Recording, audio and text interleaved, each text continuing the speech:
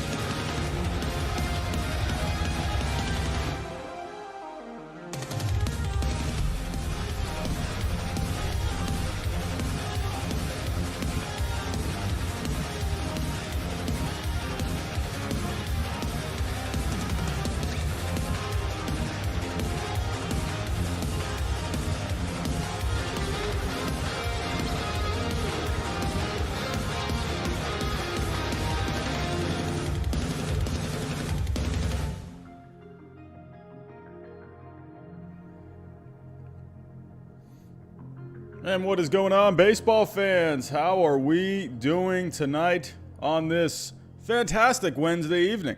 How are we all doing? Hope everyone's doing well. Hope everyone is healthy. Hope everyone is COVID-free. Hope everyone is ready for some baseball. But I just saw an awesome Aaron Judge catch before going live here, and yeah, they're gonna need some of that good defense tonight from the Yankees if they're gonna want to take that 2-1 series lead. But as always, I have the Life is Good mug. Because life is good, we have baseball on. I have coffee, baseball, coffee. I mean, what else could you have? What a perfect combo. But who do we got here? As always, Sports with AJ is here. Thank you for joining, AJ. Much appreciated. Chicken Nugget Gang. Hello, hello, hello. I see Corey Kid. I see Game Smart Shows 2K. Manteca is here. Zagangu is here.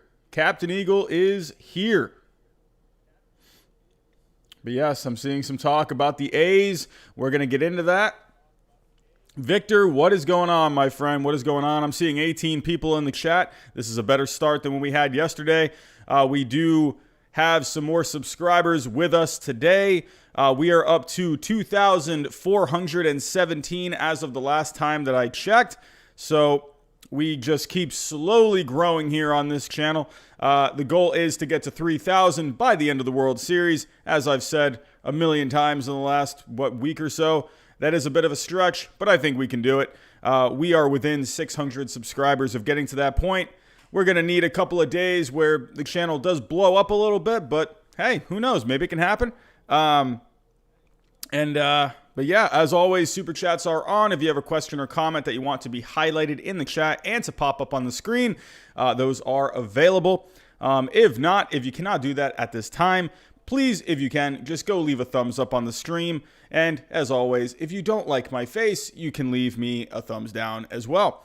But let's get into what has been going on so far today. As of right now, we have the Rays, Yankees on. Masahiro Tanaka versus Charlie Morton today. Masahiro Tanaka was able to get out of that first inning. The Yankees are the home team in this game. The Yankees got the fresh whites on today. Rays have the dark navy blue jerseys on today, so the Yankees are the home team. So we'll have to see how that goes. Charlie Morton has been dealing with some shoulder issues this year, so we'll have to see how he goes in this game. Aaron Judge already with a pretty good catch. But let's get into the games that happened today. Let's start off with the first game of the day. We had the Marlins and the Braves. Star of the show was Ian Anderson.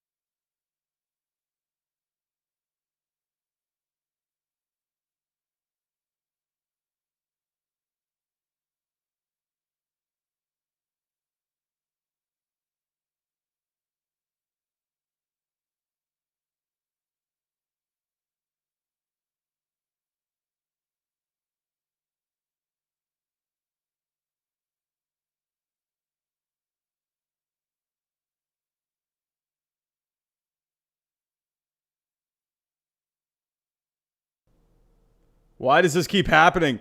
Why do I keep doing this every single stream? I got to get used to that. I'm not sure why I keep turning off the mic in that situation. I don't even think I'm turning it off.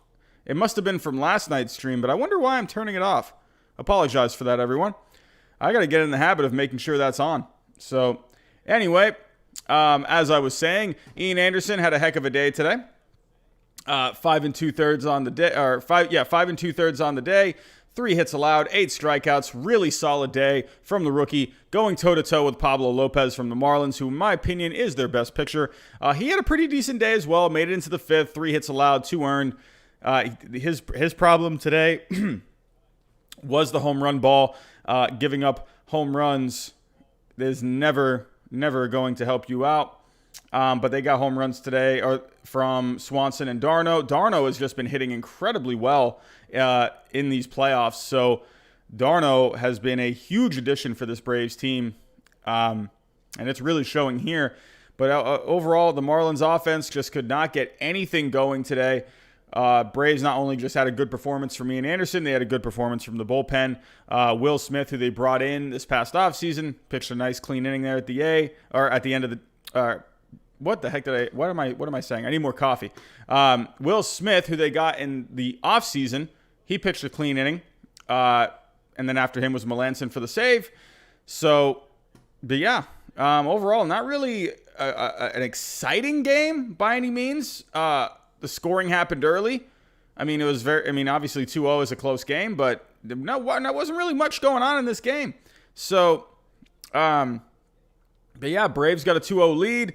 Honestly, it's looking very likely, in my opinion. I mean, maybe the Marlins can take Game 3, but right now, this is definitely the Braves series. And this is where I'm going to see if the Braves win Game 3, if they go for the sweep, I think you're going to see a lot of people complaining about the format of the playoffs where, you're going to get a lot of those people that come out and say, well, this just shows the Marlins shouldn't have even been in the playoffs. They got lucky in that series with the Cubs. But honestly, I think what this shows is just the Braves are just that good. I think the Braves, their pitching was a bit underrated coming into this series. I think we all underrated this Braves pitching staff. I mean, obviously it's depleted, but I mean, they're getting the job done. And, but if the Braves take Game 3, if they do the sweep, you're going to get a lot of those people that come out and say, oh, well, it was all because of this format. The Marlins shouldn't have even been in it. This should have been the Cubs or something. You know what I mean? So, overall, in the end, though, Braves get the win, and they're looking very good. And, yeah, we'll just have to see how that goes. The other game of the day, this to me was probably a lot more exciting to most people. But the A's down in a 2-0 hole. They got a little lucky today not having to go against Greinke. Greinke was scratched from this start. But a lot of offense in this game. Houston, they were really pounding it on here in the 5th. I mean, the A's, they had a 4-2 lead going into the bottom of the 5th. A's take that lead there, but then Oakland battled back in the 7th and the 8th. Let's take a look at the scoring plays. So in the top of the 1st, Tommy La Stella, he homered. Jose Altuve with the homer. Jose Altuve has done awful this year offensively, but he brought the home run in to tie it up at 1. Carlos Correa, he was able to get the ground out to drive a run in. Mark Canha had the home run. Matt Olson had the home run. I mean, this is what the A's do. They got power. And we were just talking about this yesterday with Billy Beane, how Billy Beane says, oh, you got to have power in the postseason. And it's like, Billy Beane, I mean, what have you really done in the postseason? But you know what? He was right here because he had a lot of home runs here. Mark Canha, Matt Olson, Marcus Semien. I mean, goodness. I mean, they broke out to a 4-2 lead there. But then the Astros battled back in the bottom of the 5th. Diaz had the home run. Michael Brantley drove in. Why does this screen keep doing this? I don't know why. Does anyone know how to, stop this screen from, jumping up like that? I'll be looking here, and all of a sudden it just shoots up to the top. Just like that. I just did it now. So, I don't know, whatever. But, yeah. So, Michael Brantley drove in the run after him. Alex Bregman drove in another run. And then Kyle Tucker drove in another. So that was a big 5th inning there. Huge 5th inning for the Astros. But the A's would not be silenced. They got a huge home run from Chad Pinder. That was a 3-run shot to tie the game up at 7 in the top of the 7th. So 7's all around. But then they had Sean Murphy with a big sacrifice fly. Chad Pinder again driving in another run. So Chad Pinder, star of the show in this game. He basically put the A's on his back and basically saved the A's season. So they're alive. They're alive in this series. And I think, hey, I mean, are we able to take a look at for Game 4? Right now, no starters are determined. I'm wondering if Greinke maybe could go. I'm wondering if he's having some arm problems because he was having, I guess, a lot of arm soreness. I think they might try and hold him off for Game 5 if it gets to that point. But right now, if you look at the Astros, is there any news on a potential starter for Game 4? As of 3 minutes ago, Dusty Baker says the Astros aren't sure who will start Game 4. My guess is they're not going to start Zach Greinke. I don't think that's going to happen. I mean, if he's dealing with some major arm soreness, I think they're going to hold off on him. I think they're going to try and get through it. But if we look at the depth chart with the Astros, let's take a look.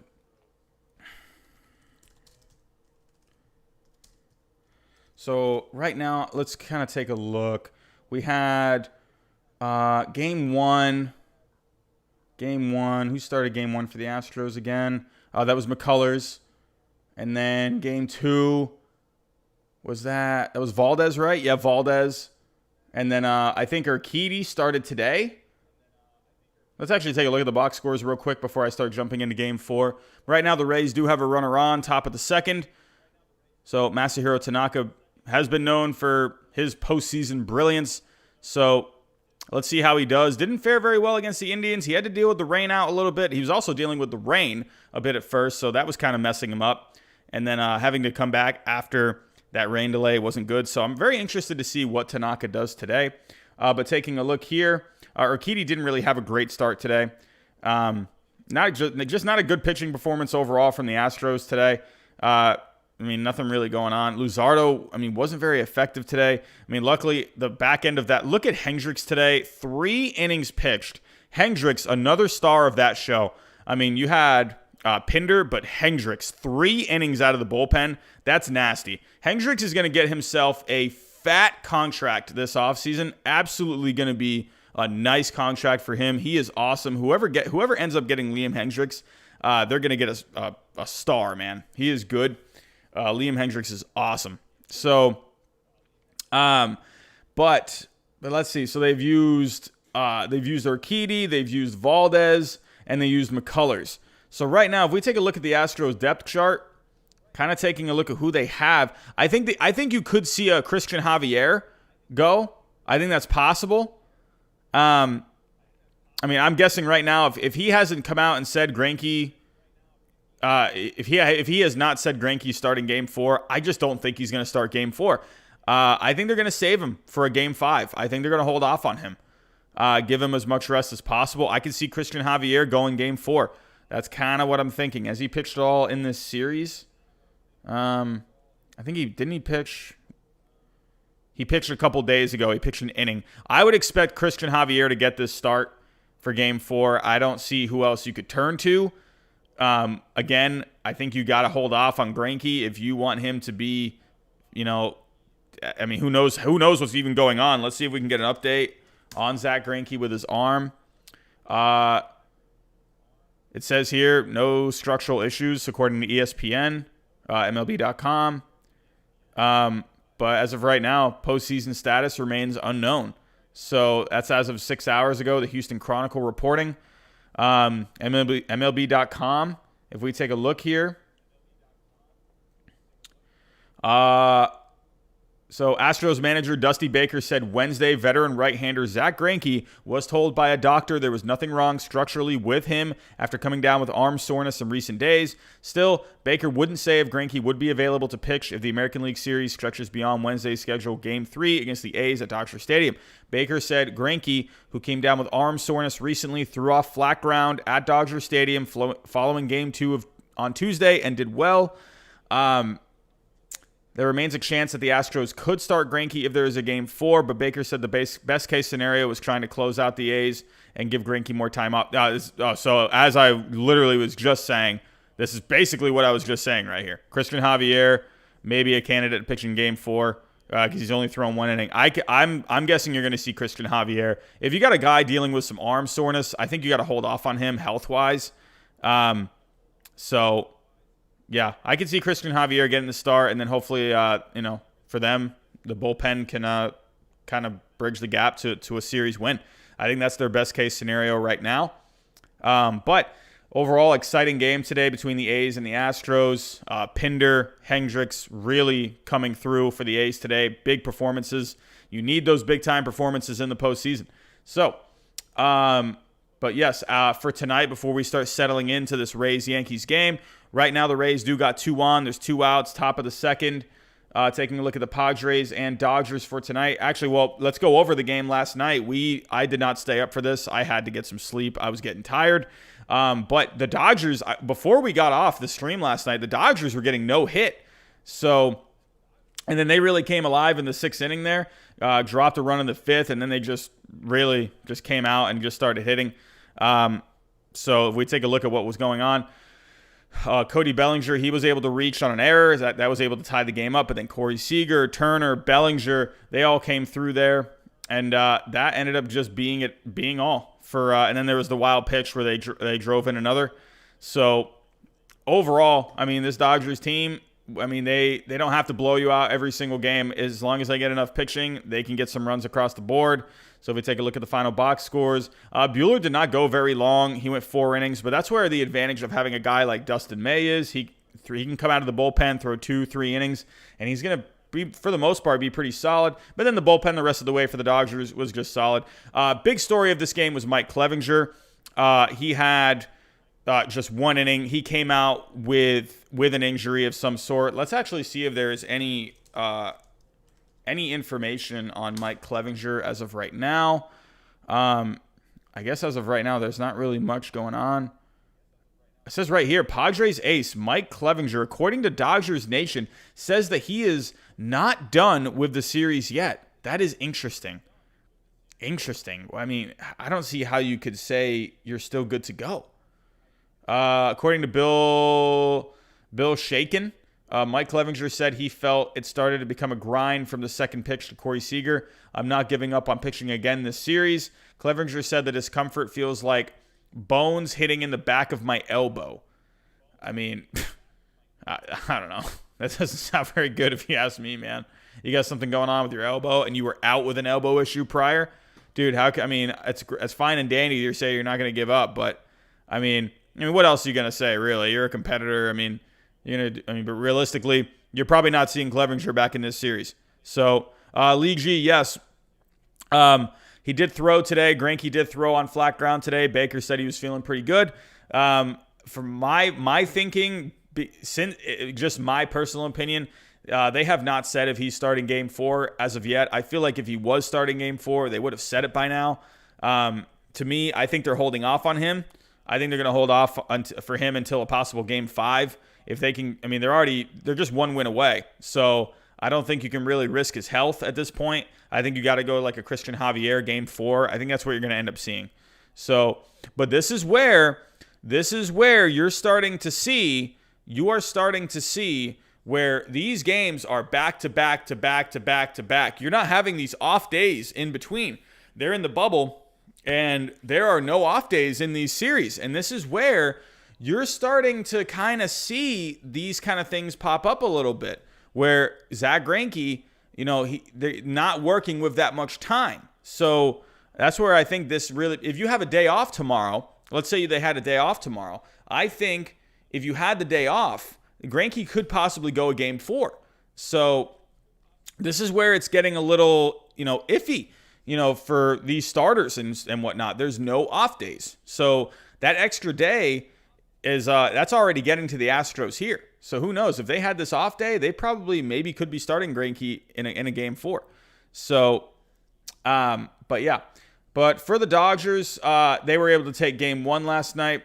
If we take a look at Game 2 for tonight, real quick, for the Padres. Oh, wait, did I click on the wrong one? Oh, here we go. So Dodgers going with Clayton Kershaw tonight. That's a nice move for a Game 2. He did really well against the Brewers in that wild card game. Whoa, that's a base hit. Oh, that off of his glove? Is he going to come home? Oh, he's testing him. Oh, no. Then the Rays get a run across the board.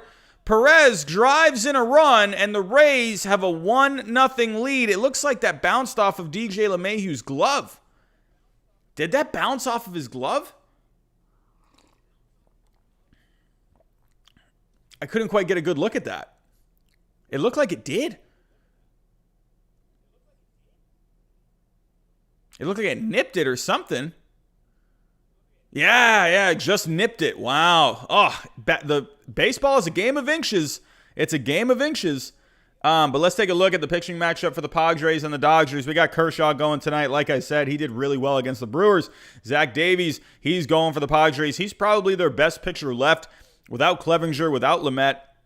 Zach Davies is their guy. And if the Padres really want to have a good chance in this series, I think they need a good start out of Davies tonight.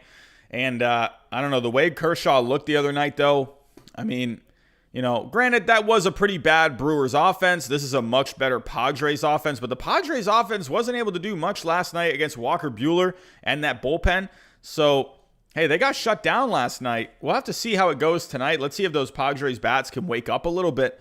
But yeah, so as of right now, we're watching Rays and Yankees. The Rays have a 1-0 lead here in the top of the second. Masahiro Tanaka just gave up a base hit to Perez, just nipped off of the glove of DJ LeMahieu. That went into right field, and the Rays took the 1-0 lead right there. But with the Yankees, as we know, this Yankees offense is very good.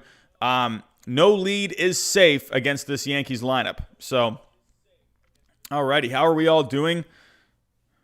Okay, so we have 21 in the chat. We're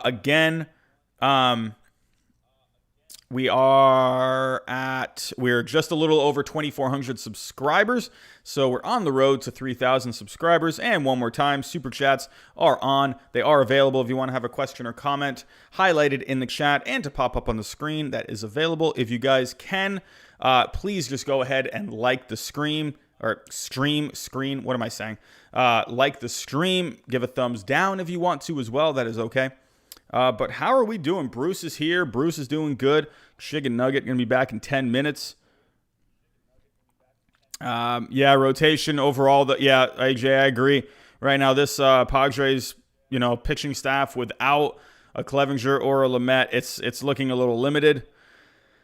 So, I had a funny text from a good buddy of mine today. He was telling me, I kind of want to hear what you guys think about this, where he kind of said, honestly, how did he word it? He said, at this point, I wouldn't be surprised if the Astros win the World Series because that's 2020 for you.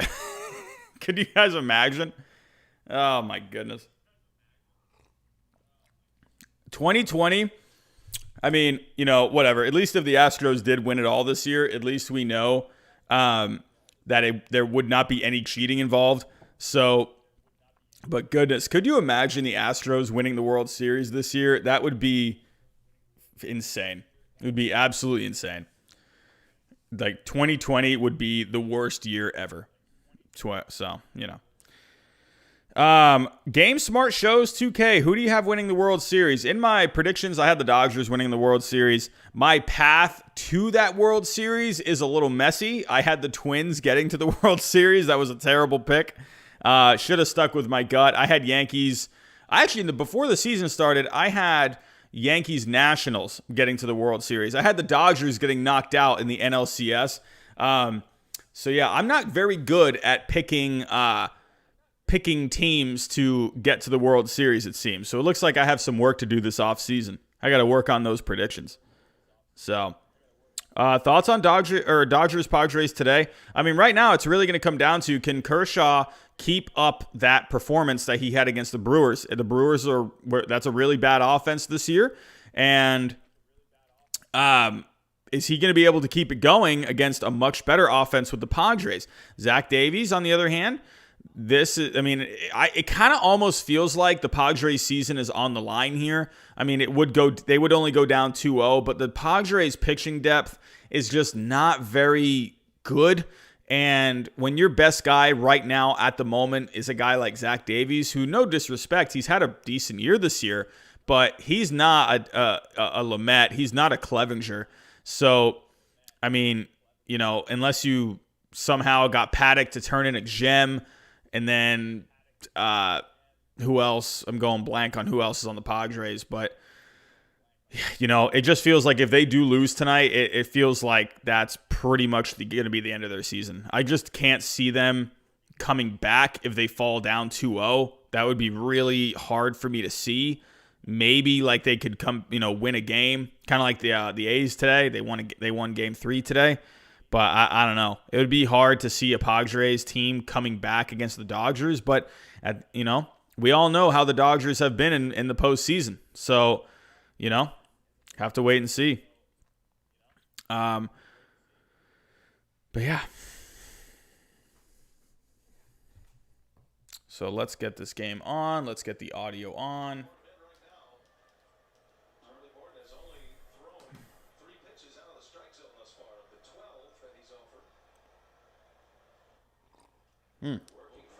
That one ran in on him.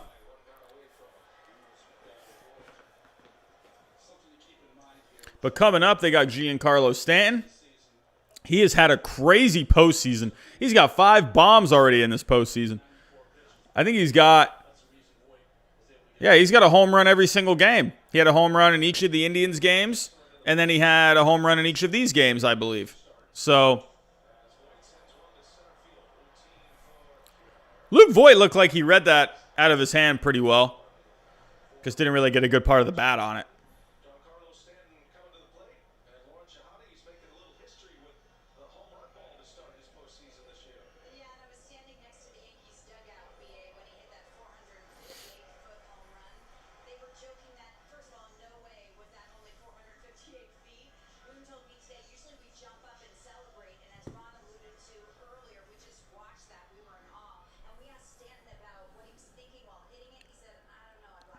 Yeah. Davies is pitching tonight. I was saying if the Padres if they fell down tonight 2-0, then you got a guy like Paddock where he could maybe turn in a gem to maybe help them try and come back in the series, but it's kind of hard to see. He just has not had a good year this year. So the fact is, if you're down 2-0 and you're relying, on a guy like Chris Paddock to save your season, I don't think, at least this year, I don't think that's going to be a recipe for success. So, but yeah, that's okay, Clint. That's okay. So, but yeah, they got Davies tonight. I mean, I don't know. I feel like I see a Dodgers win tonight. It just feels like the Padres are just running out of steam, Just feels like, I don't know, even like that Cardinals game, they kind of, that really fun Game 2, it just felt like even then, like they were exploding with offense, but the Cardinals still weren't going away in that series. So it made me think like, or they weren't going away in that game, sorry. But, put it up against, put that Padres team now up against a better team against the Dodgers. I mean, are the Padres going to be able to have that same kind of magic? I don't know. Dodgers are just a much better team. I just feel like the Padres just aren't quite there yet. I mean, I know it's early. It's only a 1-0 series lead. Anything could happen tonight. Kershaw could just be a complete bust again. So, who knows? But I think the Padres have to win tonight. I think they have to win. And you hear that a lot, with these, when it feels like every playoff game, it's always a must win. You got to win as many playoff games as possible, obviously. But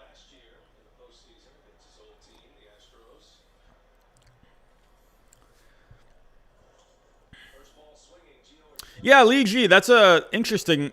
I think, they probably didn't want to rush him. They probably just feel like he's not quite ready, and I think they really want him obviously they want him for the long haul, and I don't think they want to, put all that pressure on him. They brought up Ryan Weathers for his major league debut yesterday. I thought that was pretty cool. Cody, what's going on? When the Padres balls drop and Gore's the ace, that will have a chance. I mean, yeah. I think the Padres are close. They're close. You could definitely see them being a possible World Series team in the next 3 years, I think. Sometime in the next 3 years.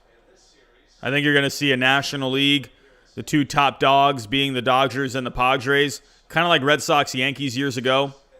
Back in like the, 2003, 2004, 2005, kind of like those years where those are like the two top teams. Well, going all the way to however what year it was, 2008.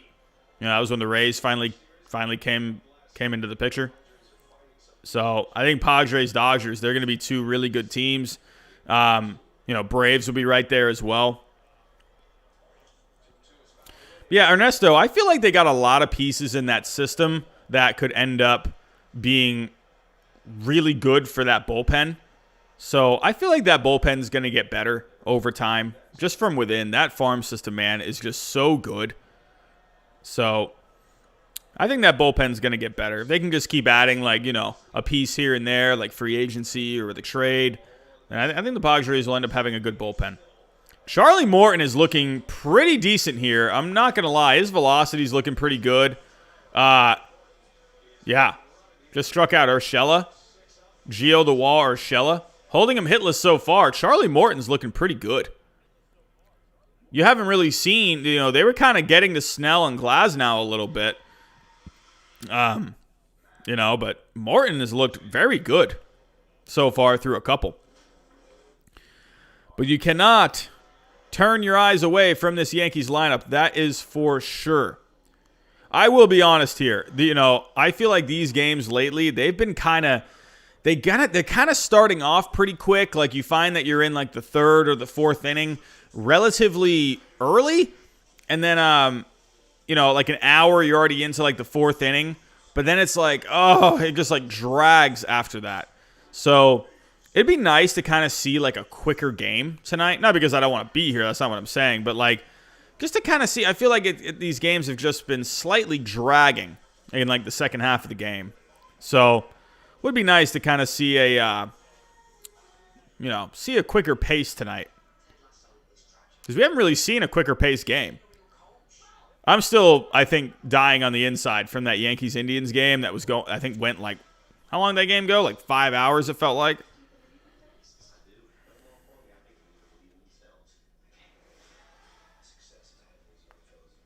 Yeah, Charlie Morton, man. Connor Burke. He's a guy. I mean, he had a good year last year. He's just been having some problems with his shoulder this year. Yeah, Luke Jackson. Let's see what he was doing.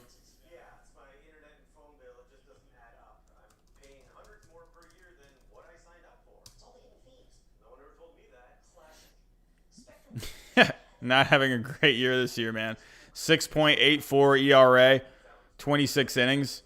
Not a very good year. No strikeouts. He was pretty good last year, it looked like. He was good last year. Had a good year. 13 strikeouts per 9. 3.24 FIP. What the heck happened to Luke Jackson? He was horrible this year. Strikeouts were way down. Walks were way up. I mean, giving up a lot more hits. What the heck happened with him this year? Hopefully they can get him turned around. So, I mean, he's only 29 years old, so hopefully they can figure something out with him. He's always been a bullpen guy. I mean, 70 games last year. 9-2 record. Very good last year. Luke Jackson, man. Luke Jackson. He did walk a few guys last year, about 3 walks per 9. So, yeah. What the heck happened with him? Chester, you're thinking the Yankees are going to lose Game 3. Let's talk about that here in the chat. Who do you think's going to win Game 3 here? Type in number 1 for the Yankees and type in number 2 for the Rays. What do you think? Kira Owens, that's a hey, not a bad call if you ask me. Whoever loses tonight loses the series. I mean, this is a big momentum game. Tied 1 apiece. With the other, whoever loses tonight, they would have to come back and win the next 2. So,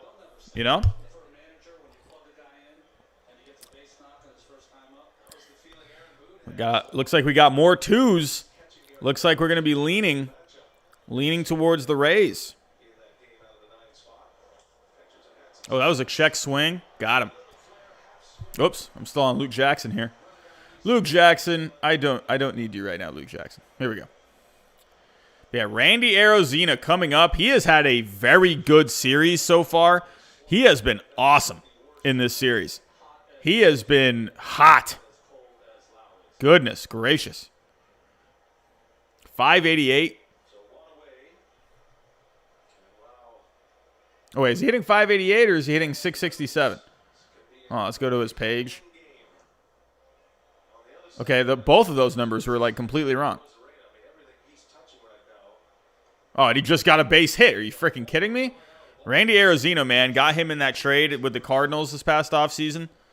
And he has just been hitting, man.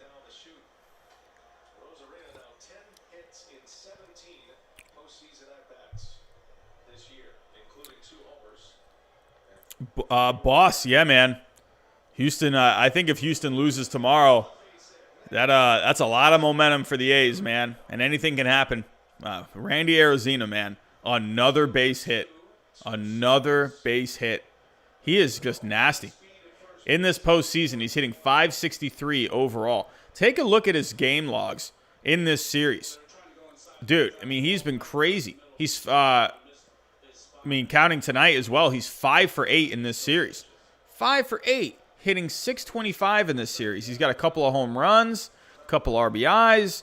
He, to me, has been like the MVP in this series. He is just seeing the ball extremely well right now. So, yeah, Arozarena, he's been insane. He's just hitting everything. How is he doing during the regular season? I didn't really hear much about him during the regular season. I think he was fine. Yeah, I hit 281 on the season. He didn't get many at-bats. He didn't get as many at-bats as other guys. But he did fine. Had 7 homers. So, he's a guy that he can hit for a little power. He can hit for contact. He had a 382 on base. Let's take a look at the splits for the year. Does he tend to kind of lean one way when it comes to lefties or righties?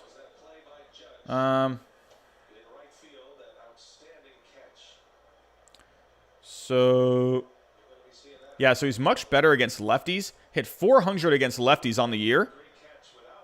Okay, and 20 at-bats. And then in the other 44 at-bats, he hit 227. So he's much better against lefties. Either way, he still had the same, he had 4 home runs and 20 at-bats against lefties. So yeah, definitely home run to at-bat ratio for lefties is definitely better. Either way, he's got a little power against righties as well. Still had a 340 on base against the righties. So, but right now he is hitting anything. It doesn't even matter who's pitching. Like, he is hitting. If you look at the game against Garrett Cole, I mean, he went 3 for 4 that night. So he had a home run. I mean, he was doing awesome. So right now, I mean, you could throw Sandy Koufax at him. You could throw Bob Gibson at him. You could throw Roger Clemens at him. He's probably going to get a base hit off them. So, G-Man Choi is up.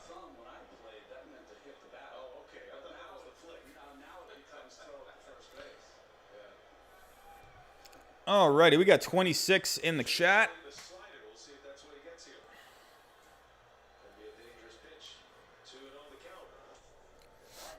I'll tell you what, guys. You might see me kind of get up a little bit tonight. My freaking, my traps and, my shoulders, man, and, my upper back. Dude, sitting here for, 3 hours at a time, man, it has been, wrecking my upper back, man. Wrecking me. I am just basically a potato. I can't move. I don't know. Maybe, Kira. I don't know. But welcome. It's nice to see some girls coming in and watching some baseball. That's always nice. So definitely, always good. This should be a time for everyone to be watching some baseball. Imagine if we had some fans. Man, this would just make it so much better. I miss the fans. I can't wait for all the fans to come back.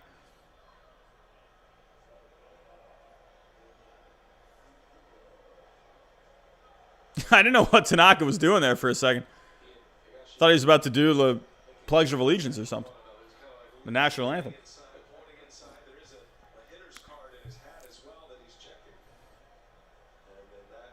So you feel like bread and water, pretty much.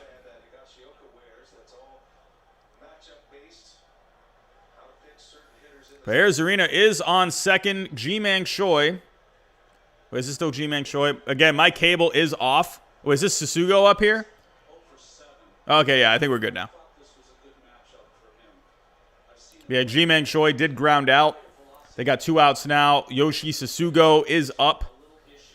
Got a 1-1 count at the moment. On my TV, it is a little behind. It's a 1-0 count on my TV right now. So, and it just went 2-1. So, again, the cable is behind. So.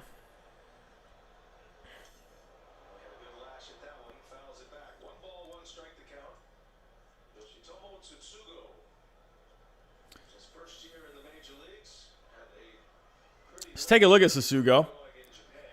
Taking a look at him for the year. Taking a look at the regular season. I mean, not a great regular season average-wise. He had some home runs, but the OPS was pretty low. I mean, not a great season overall. 314 on base, but he does got some power. I'm guessing the splits will probably make him look better in certain ways. So, I hate that it keeps doing postseason stats. Regular season stats. So, against lefties, he hits better against lefties. 243. But he had more home runs against righties. He never really went up against lefties. Makes sense considering he's a lefty hitter. But he actually did do. I mean, I guess he didn't have as many at bats against lefties, but still he got hits against lefties, so he had a better average. But against righties, that's where he tends to. It's where he definitely got a lot more playing time, which does not surprise me because he is a lefty. Oh, look at these Japan stats.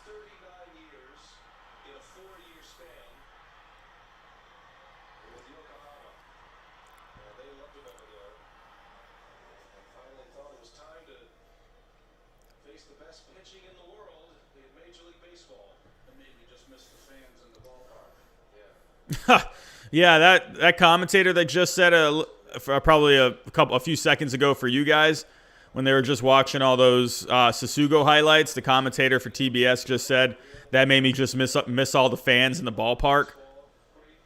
Dude, they need the fans back, man. They got to get the fans. I'm really hoping next season, man. I'm hoping all of this COVID stuff, this mask stuff, I'm hoping it's all done by the time we go to spring training next year.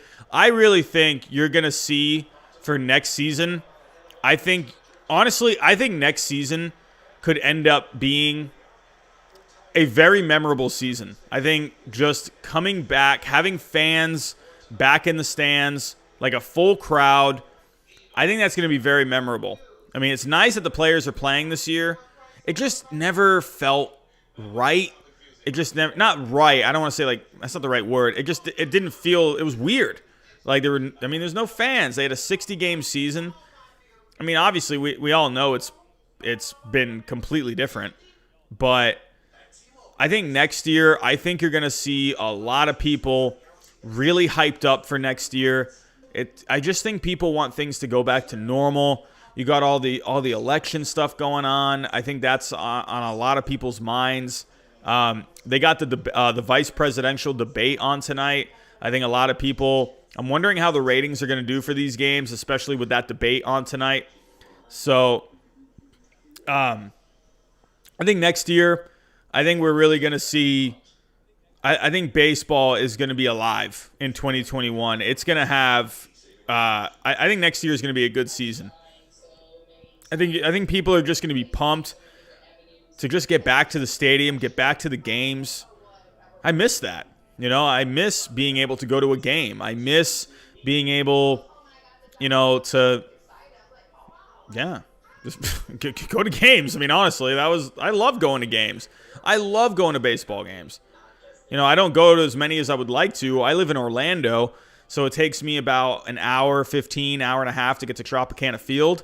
So I will say next year, I am definitely going to make a lot more of an effort to go see some games to make up for this year. I usually always go to a couple games.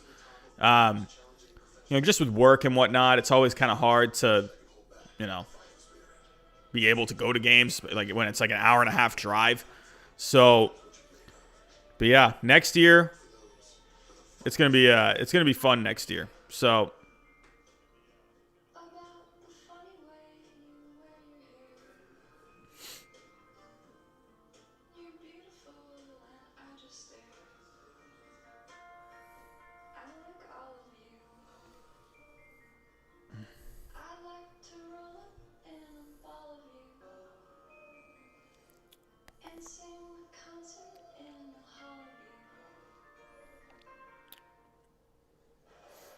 Oh, AJ, I'm just seeing your comment about the KBO.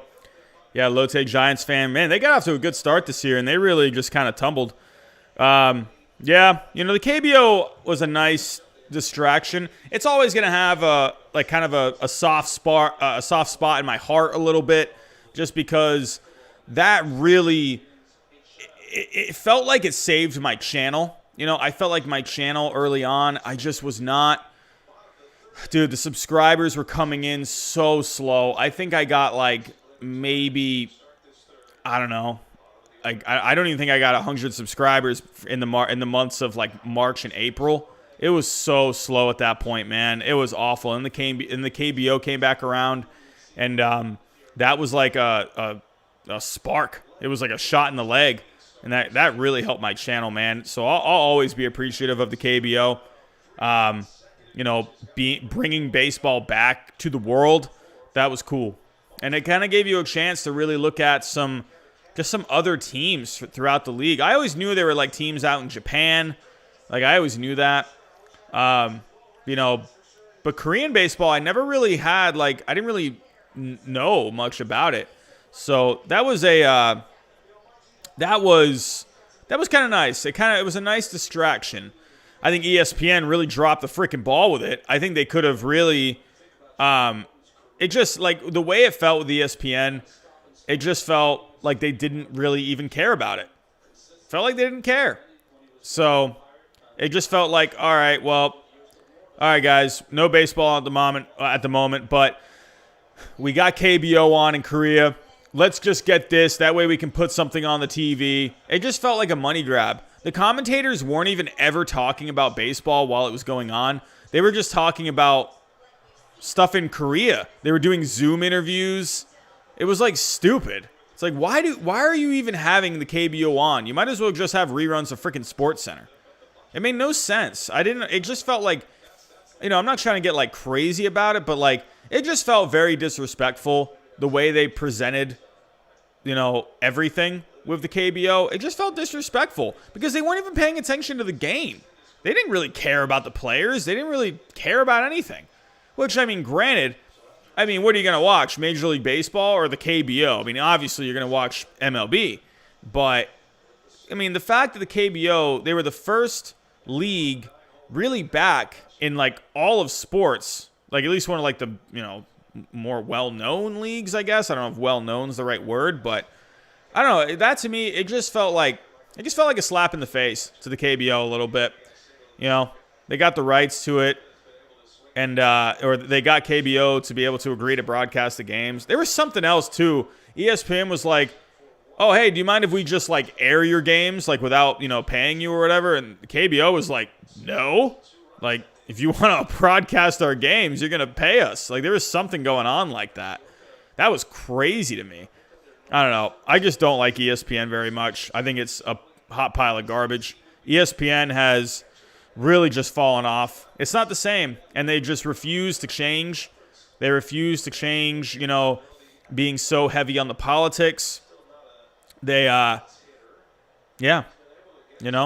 ESPN, I just can't. I can't with ESPN. I just feel like they don't even do very well with Major League Baseball. I don't like that's just my opinion. It's subjective.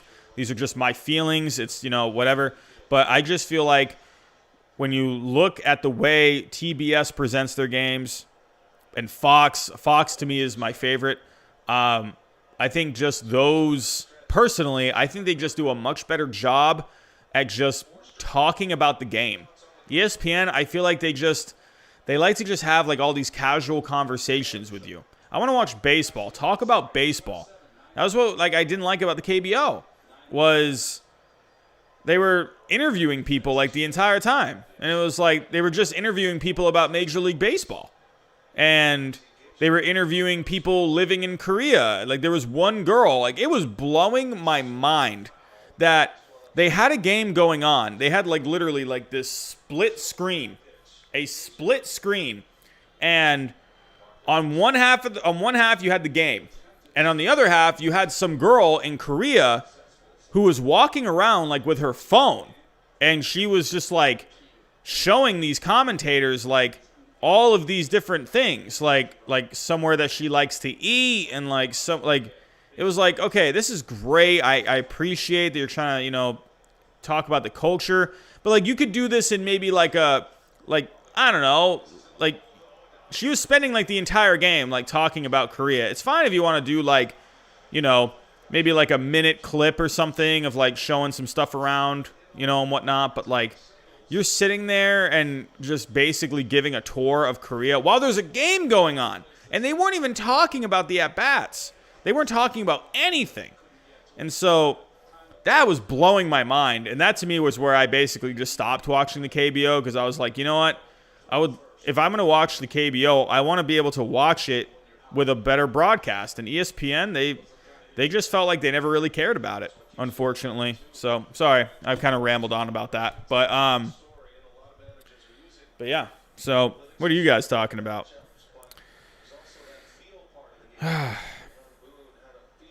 You know, I would say with UFC, man, I haven't really ever paid like close attention. I got a lot of Irish in my blood, so I am naturally drawn to Conor McGregor. But you know, so Conor McGregor, man, so funny to me. Where he's doing the press conference thing. I think he was a double champion at the time, and he just turns around and said, "Who the fook is this guy?" Like that that just killed me. That killed me. He's so funny to me. Holly Holm's awesome. Holly Holm is definitely good. Hey, what's up, Jackson? Oh, man, no notification sent out? I'm sorry. I might have to put out a notification. Hey, Ryan, what's going on, man? I'm going to post a notification, or not post a notification. I'm going to post on the community tab real quick. Because I think someone else said they didn't get the notification as well.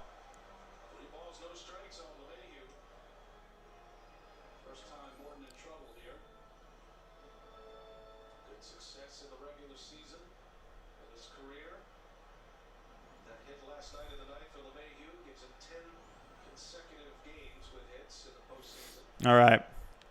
Just posted. All right, but we are up to 31 people in the chat. What is going on? How are we doing? Octagon. I've been to Fenway Park now. You know, it's kind of hard getting to Fenway because I live in Florida. So I went. My first time I went in 1999. They played the Braves. I actually wonder what. I think. Because this is when there was interleague play going on. Remember back in the day when they had the, for interleague play, it used to be like a special thing, you know? Now it's just like they just play American and National League teams throughout the season now. But remember when they had interleague play? It was like a set time during the summer. I actually really liked that. Does anyone gotta want that to come back? I always loved that. I always got like excited for that part of the season, you know? Just because it was kind of just cool. They had a set part of the season where they played, you know, National League teams. I kind of always liked that in a way. So, pretty big fan of that. Wonder if they ever bring that back. But I want to go look. I actually been wanting to do this for the last couple days, and I keep forgetting to do it. Red Sox, Braves, 1999. This is the first game I ever went to. I know it was a Red Sox win. So, I don't know if it was this one. I think it was on a Friday night. And the Yankees, oh my goodness, what in the world? I'm getting distracted. The Yankees just tied the game on an Aaron Judge sacrifice fly. Aaron Judge coming through. Brett Gardner scoring on that one. But that is what the Yankees will need here early on against Charlie Morton, who has looked pretty good. He's looking a little rough in this inning. But Aaron Judge comes through with the sac fly. But the Yankees are still threatening. They got 2 on, 2 out. And they got Aaron Hicks up. He's got no home runs so far this postseason. Maybe he can come through here.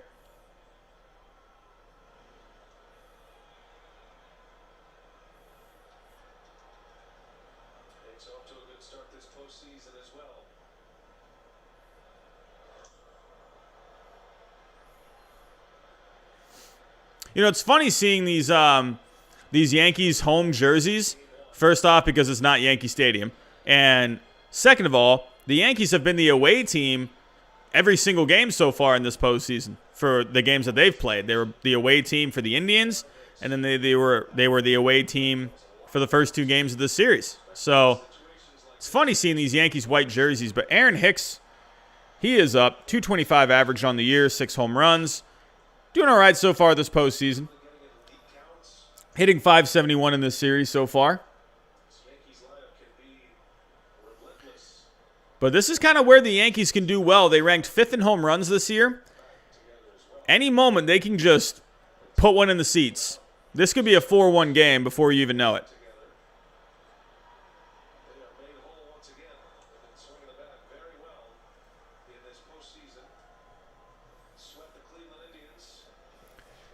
But right now, they got, to be honest, a lot of these Yankee hitters are actually not hitting too great so far through the first 2 games. I mean, you got Judge. He actually hasn't really done much. Voit hasn't really done too much. Stanton's been on fire. He's been hitting home runs all over the place. Gardner's been hitting well. LeMahieu's been hitting pretty decent. Higashioka, that's another one. I want to talk about Higashioka, or Higashioka. Sorry if I'm pronouncing that wrong. But that's an interesting start here today with Gary Sanchez sitting out in this game. That is a very interesting start. Interesting. Because usually you only see Higashioka with Garrett Cole.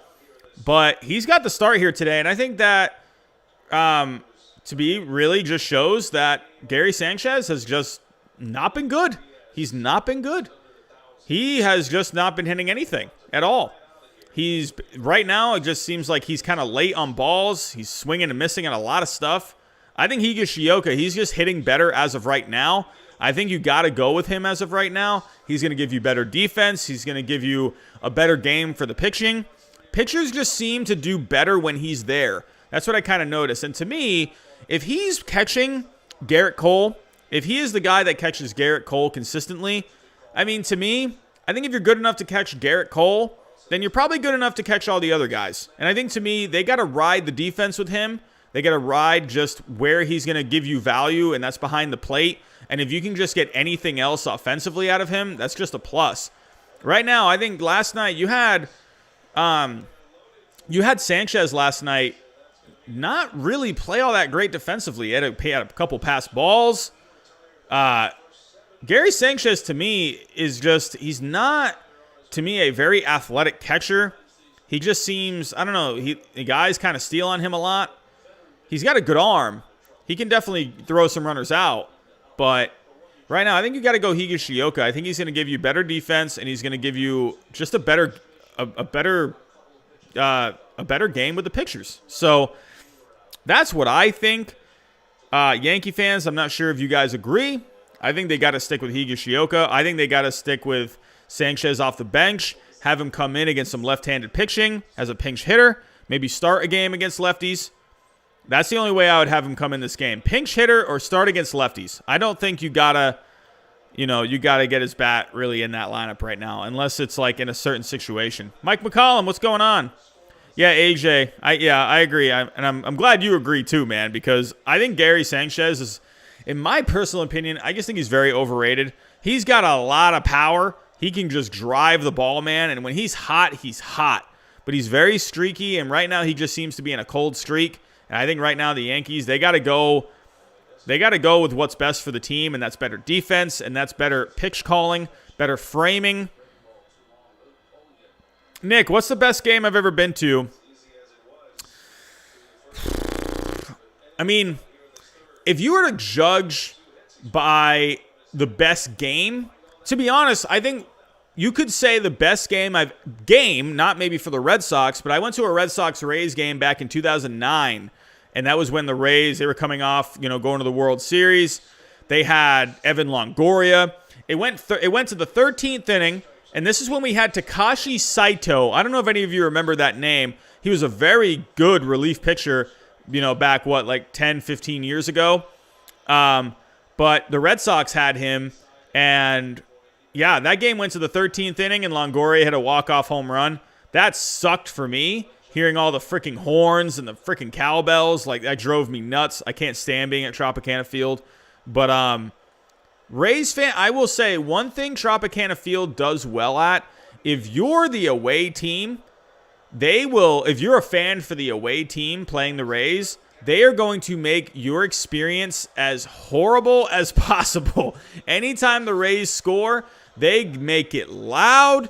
They have the cowbells. They got everything going on in there. So if you're a Yankee fan, Red Sox fan, going to Tropicana Field, and your team is losing, it feels even worse. So I will say that as well. Hey, what's going on, Hayden? I haven't seen you in here for a while. What's going on, man? How you doing?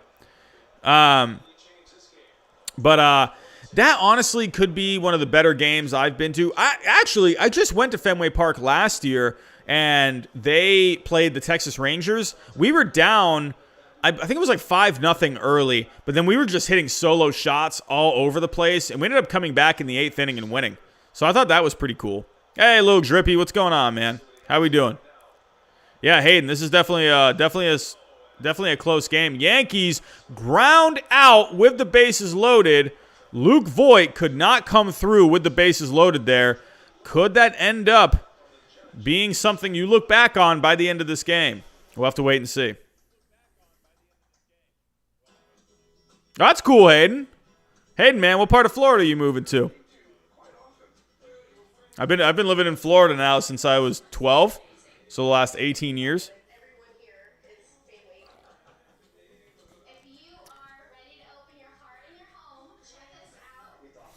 That's cool. Jacob deGrom, one hitter. Yeah, I want to look. What was that first game I ever went to? It was when I was 9 years old. Wellington, Florida. Where is that? Where is Wellington, Florida? I feel like I've heard of that. Where is Wellington? Is that up north?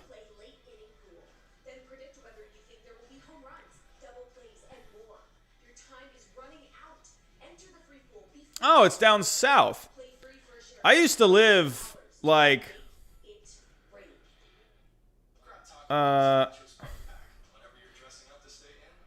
okay. Oh yeah. Oh, that's way south.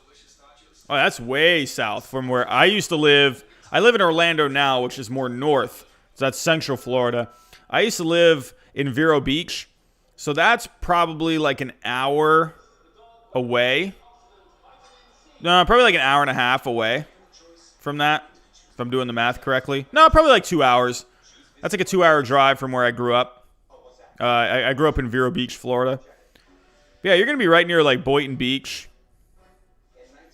Hey, I'll tell you what, Hayden, if you ever, Hayden, man, if you ever think about getting into powerlifting, I know it's kind of weird to say, but Hayden, if you ever get into powerlifting, or if you want to go to a pretty decent powerlifting gym, you're going to be right next to, in my opinion, one of the best powerlifting gyms in all of Florida. It's called Boynton Barbell. You're going to be right next to Boynton Beach.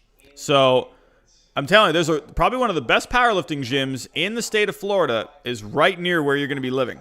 So just keep that in mind. If you ever want to start learning how to do some powerlifting, then you have a really good powerlifting gym right near you. It's called Boynton Barbell. Love that gym. One of my favorites.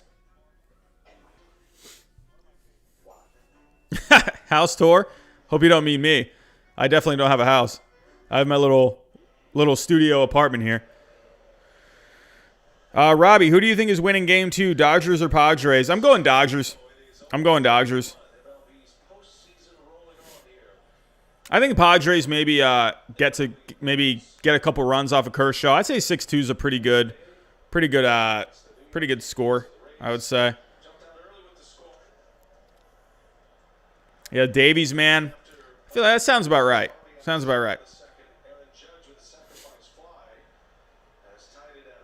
Yeah, Hayden, dude. Definitely, man. I'm telling you, Boynton Barbell. Let's actually see how far away that is. Let's see.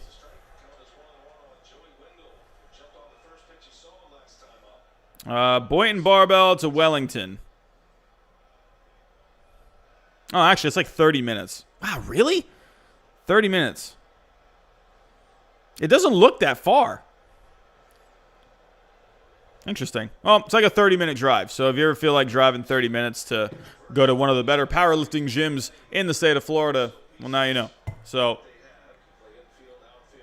I have a few good buddies over at Boynton Barbell. So, yeah, very nice people in there. A lot of people think like a powerlifting gym, it's going to be full of like, you know, all these freaking macho, buffed out dudes who are just like, you know, foaming at the mouth and mean and stuff. But no, full of very nice people in there, man. Very nice, very welcoming, very nice. Powerlifting gyms to me, if anyone ever gets a chance to go to like a good powerlifting gym, always very friendly people. People that do powerlifting, they're very friendly. Whoa, I just looked at my screen. I saw Braves Red Sox. I was like, what the heck's going on? But I think this was the first game I ever went to. I think I went on a Friday night.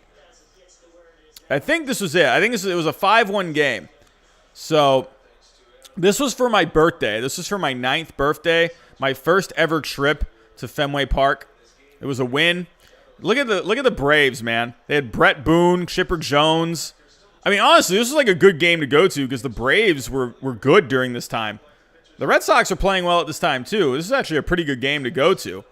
But look at the Red Sox lineup here in 1999. You had Jose Offerman, John Valentin. You had Nomar Garciaparra, so that was cool. I remember when Nomar came up. Nomar used to do the things with his gloves, you know? I loved when Nomar did that. You had Mike Stanley. I loved Troy O'Leary when I was a kid. Troy O'Leary, to me, was like my favorite player. He had a lot of power. I loved him. He was so cool. Yeah, they had Damon Buford, Jeff Fry, and Jason Varitek. This is cool, man. Pitching in the or maybe was it this game? I don't know if I went to this game. I actually don't, because I don't think I saw Pedro pitch. If I did go to this game, it would have been nasty. Because Pedro, look at this game Pedro had. 9 innings and 16 strikeouts. Are you serious? I don't think it was this game. I think it might have been Thursday. No, it wasn't Thursday. Maybe it was Saturday? What game was this? I definitely went in this year. I don't know. I got to figure this out real quick. But right now, the Rays and the Yankees are tied. I don't think it was that game. I think it was a Thursday night. That actually makes more sense because I definitely did not see Pedro pitch. What game was I even just looking at? Was I looking at this one? There's no way I saw that game. Maybe I went on Saturday? I don't remember. There's no way I went to this game. There's no way I saw Pedro pitch. Maybe I did. I don't know. But it definitely was 99. Did I go to Fenway and see? I was so young at the time, and I wasn't too into baseball at this point. Like, soccer was like my favorite sport of all time at that time. I liked baseball at the time, and I really did want to go to Fenway Park at this time as a kid. But I don't know. But I know we won. I don't know, maybe it was this game. I feel like I didn't go to this game. I feel like it wasn't this one. Martinez and Glavine. If that was the game I went to, I don't know. But I know I went and saw the Braves and the Red Sox. If I went to this game, that's amazing. I don't think it was that one, though. Maybe it was Sunday.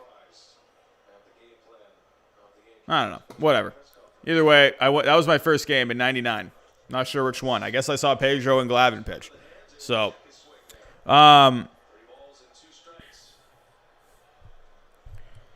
Mike McCollum, next year in the East, Braves, Phillies, Marlins, Nationals, Mets, and Nick Alker. That's so funny. I wonder what Hayden thinks. I think Hayden's a Mets fan.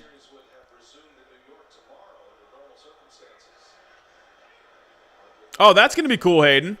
Going to be right near the spring training facility. That's awesome. I think you're going to see the Phillies. I think they're going to do something next year. I think they'll be right there for a wild card. I think the problem with the Phillies right now is the Phillies, they got really good competition, man. And they're just like, they're not a bad team, but they're just not there. Oh! Oh, wow. I thought he got him. Was that Wendell? Yeah, Wendell's so fast, man. Wendell this year, he was very good. Definitely had a few steals. Wendell, where are you at? Wendell. He's already got a few steals in this postseason, I think. He's only got one? I thought I could have sworn he had more than that. But he had 8 stolen bases on the year. So Joey Wendell, man, he's got some speed.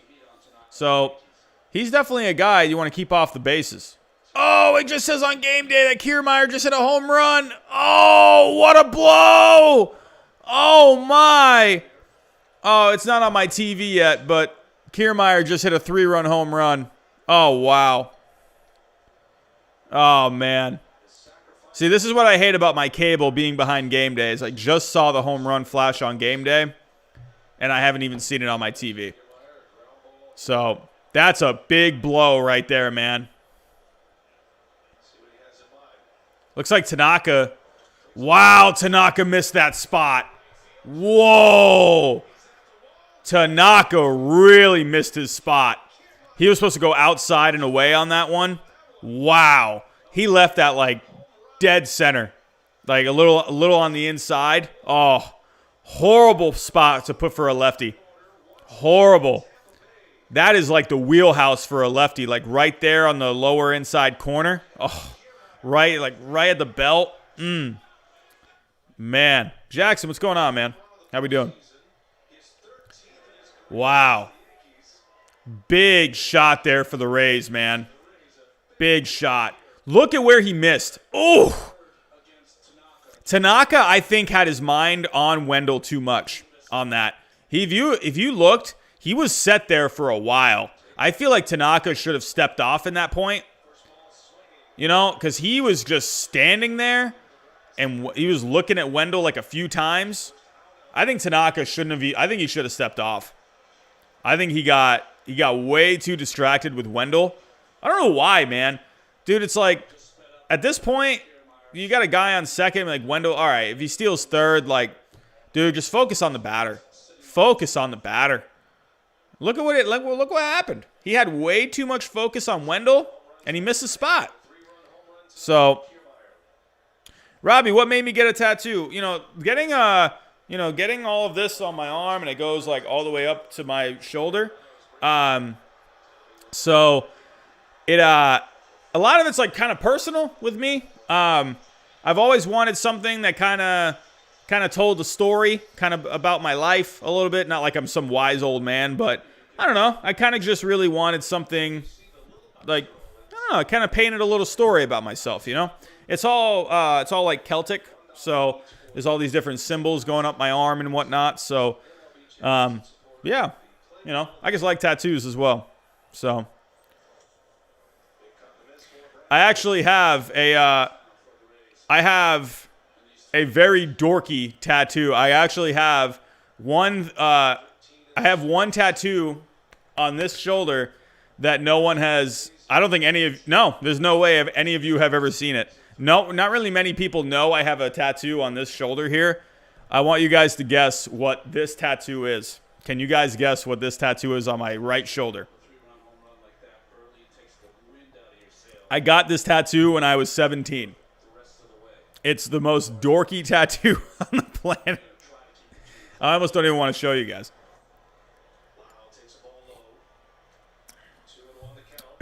Yeah, Jackson, it's a Red Sox symbol. Hold on. It's so dorky. So it's just the Red Sox symbol with a 4-leaf clover. Goodness gracious. I don't ever show it off very much. But I definitely want to turn it into some kind of a sleeve. I think get that, do something different with it. But yeah, I got that when I was 17, and I got it for free. So maybe one day I'll turn it into a sleeve. We'll see. But tattoos are a lot of money, man. A lot of money. But yeah, Rays, man. They got a big lead right now, man.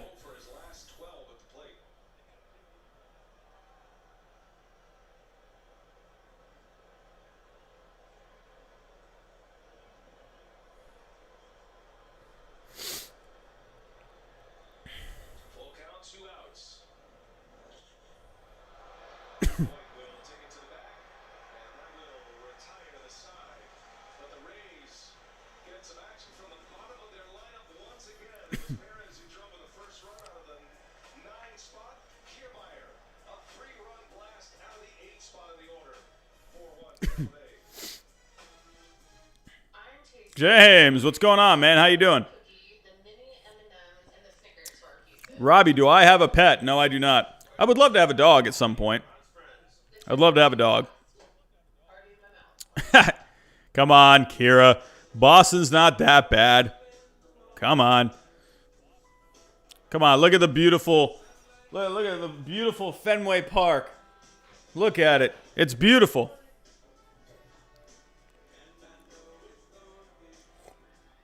Nah, Jackson, man. No way. No way. I'm allergic to cats, man. I would definitely do a dog. I am definitely a dog person, that is for sure.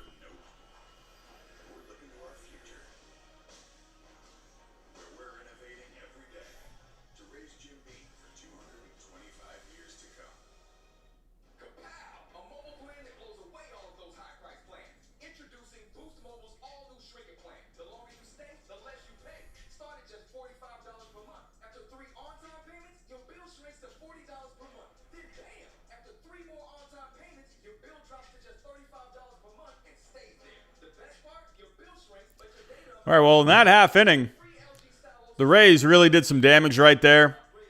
Big home run from Kevin Kiermaier, and that puts the Rays up front 4-1. Last night, it felt like some momentum shifted a little bit. Felt like it shifted back towards Tampa. It's still very early in this game, bottom of the fourth. Yankees offense, they got a long game ahead. So, but they're going to have to start chipping away at this. And Tanaka, he's going to have to find a way to settle in.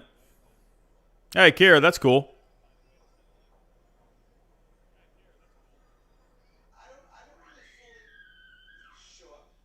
Kira, what kind of a dog?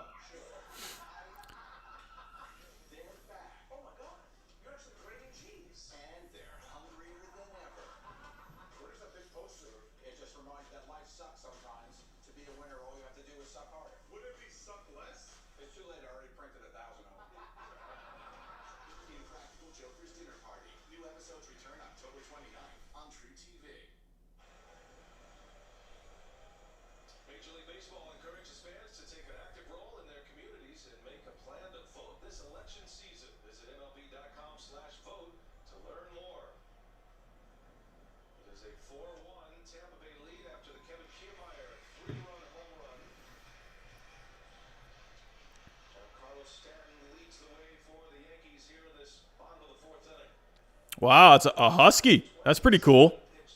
Pretty cool. I love me a husky, man. Love me a husky. Got to train them, though. Got to train them. They're very smart dogs. Definitely got to train them. It's pretty cool. 2 huskies. Orange tabby cat. Sure, that's fun.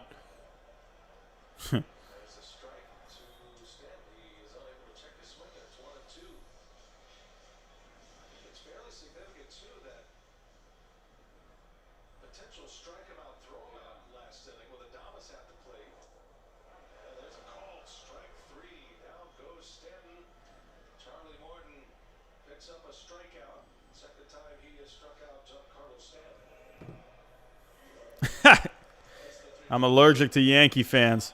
Yeah, same. Same.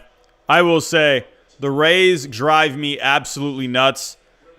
They kick our behinds every single freaking game, it feels like. So, yeah. I'm not sure even who to root for in this series. I don't know.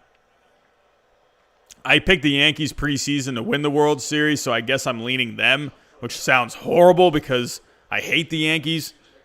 So, but I don't know. But I also hate the Rays, man. I can't stand any other team in the East, man. It's all about my Red Sox. We're going for it all. 2021, baby. World Series champs. 2021. Better watch out. Hope you all are ready.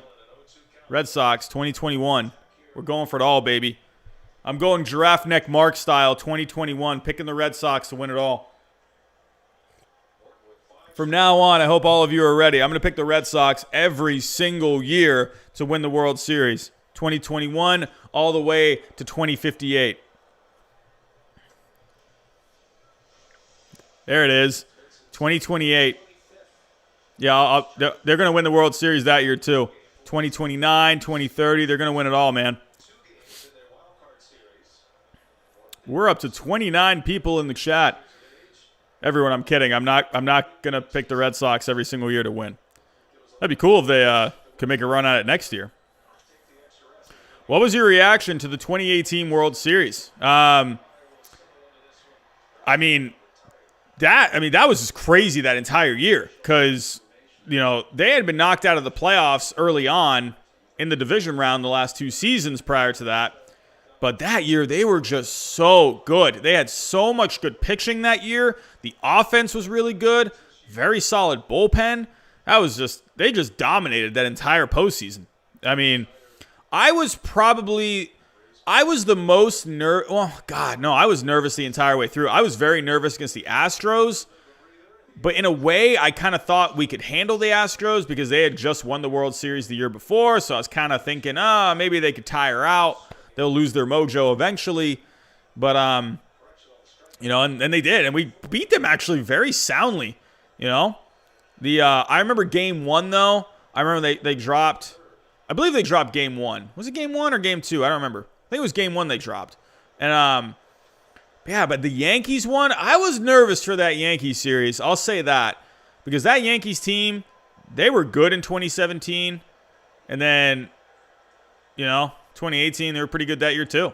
I was very nervous about that series. But I remember Brock Holt, he was going freaking nuts. What game was that? Was it game 3? I think it was game 3. The Red Sox put up like 16 runs in that game. Brock Holt hitting for the cycle.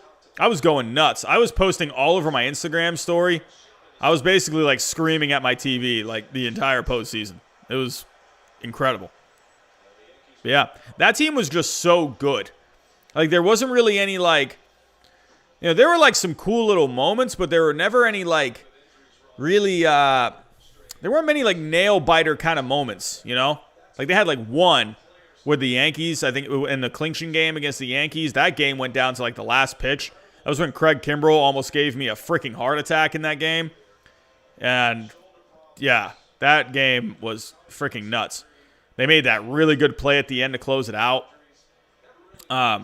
Yeah, that postseason was nuts, man. Duran, Dalbec. Duran's weird, man. A lot of people are very high on him. When he went up to, I believe, Double-A last year, his OPS completely dropped off. He had, a really high OPS in Single-A. I believe he was in the 900s in Single-A. And then when he went up to Double-A, I believe he played, around 90 to 100 games in Double-A. His OPS wasn't even above 700.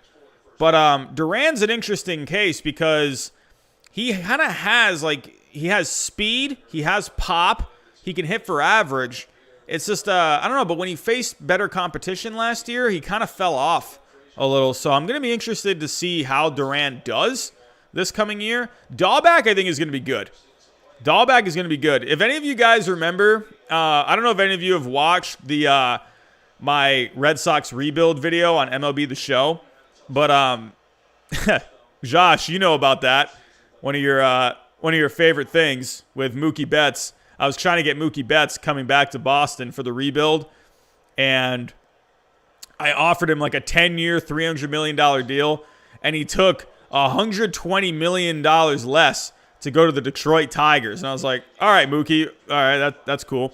But no, Dahlback in MLB The Show in his full rookie season had 25 home runs. So I think Bobby Dahlback is going to be good. I think he's going to be one of these like kind of low average, kind of a good amount of home runs, a good on base kind of a guy. So I'm pretty excited about Bobby Dahlback. Definitely excited for him. So for next year. But what are we talking about? What are we talking about?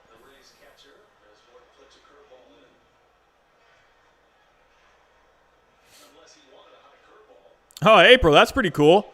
On the plane going back to America. Where were you again, April? Were you in Mexico?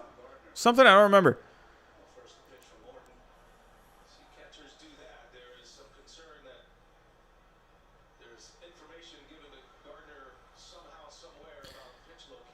But Jackson, food is so good, man. Food is so good. Ah, man, April, that sucks. Got a fever. I'm glad you had fun, though. Get some rest. Yeah, James, yeah, I don't think the Yankees' window's closing. They got a good future. They got a lot of good young players.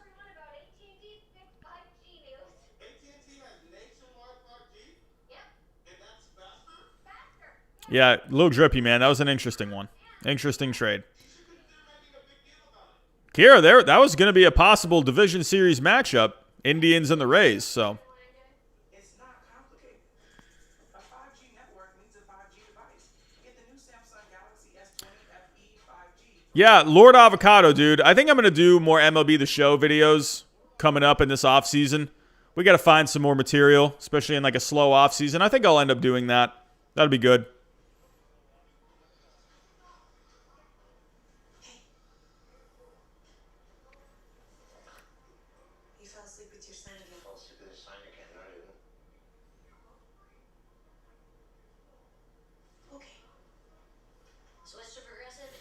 Hey, Jackson, man. Just make sure you're getting some protein, man.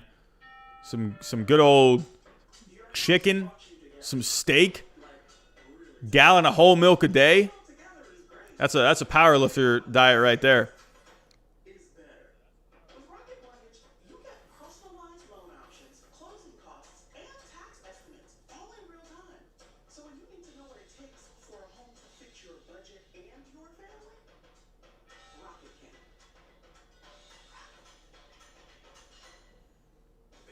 Where do I think Trevor Bauer is going to be heading?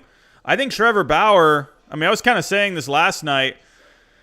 I think there's a good chance he could go to the Braves. I think he's going to go to a place where he feel like he can win. I mean, obviously. I'm pretty sure he's frustrated at this point for not being able to get a World Series. He was right there with the Indians back in 2016. He was pretty pumped up for the Reds this year, getting into the postseason. I think he had to be kind of annoyed about that one. If you looked at the way he reacted when in that game 1 against the Braves, where they were scoreless through 12 innings, and they didn't send Votto home, he was pretty annoyed about that one. I think he's going to go somewhere where I think he's going to have a good chance to win. I could see him going to the Braves. The Braves need pitching. I just wonder if the Braves are going to spend the money. I could see him going to the Mets. If he went to the Braves, that rotation would be nasty. You'd have Max Fried, Trevor Bauer, Mike Soroka, Ian Anderson. What a rotation, man. What a rotation that would be. That'd be nuts if everyone's healthy. Arrows Arena has taken it deep, and this dude is red hot. This guy is red hot. Wow. Randy, is it Arizona? I keep saying Arizona. Did they just say Arozina? Sorry if I'm pronouncing it wrong. But he's red hot, man. Wow. This is crazy, man. He just is hitting everything. I think everything right now to him is a beach ball. He's crazy right now, man. And they are feasting on Tanaka. I think they got to go some. I mean, well, I think you got to get Tanaka through this inning. You got to try and get. No, they're taking him out. Wow. He threw one pitch in the 5th, and he's gone. Interesting. Interesting. Wow.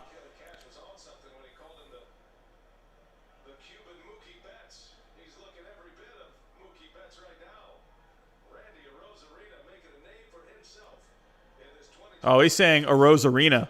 Randy Arozarena. I've been saying Arizarena. Arozarena.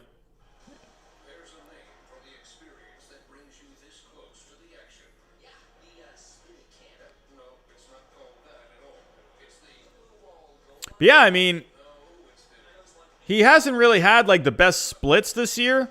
I believe when I looked earlier, he's been better against lefties.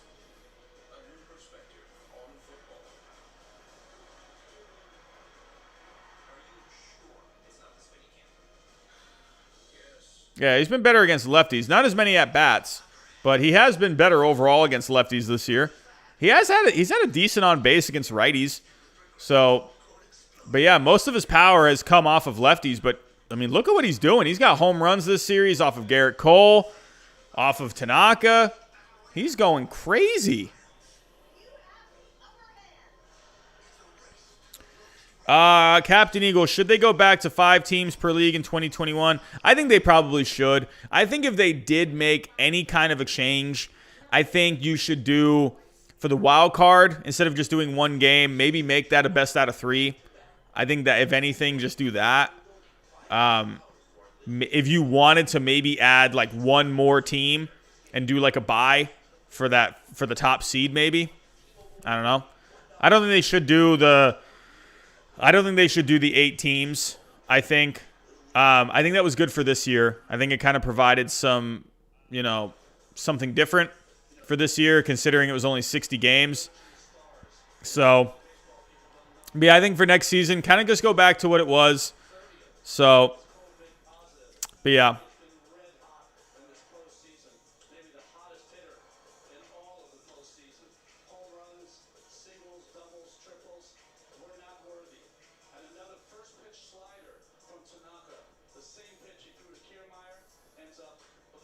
Yeah, Tanaka's slider was looking a little flat, man. He threw just a blob of a slider to Kiermaier, and he just took it deep. And look at that. Randy Arozarena. Some people calling him the Cuban Mookie Betts. Interesting. I mean, he does kind of do a lot of different things. He gets steal, or I think he had some steal. He had 4 steals this year. He can hit for average. He can hit for power. This is an interesting trade. If we go back to that trade,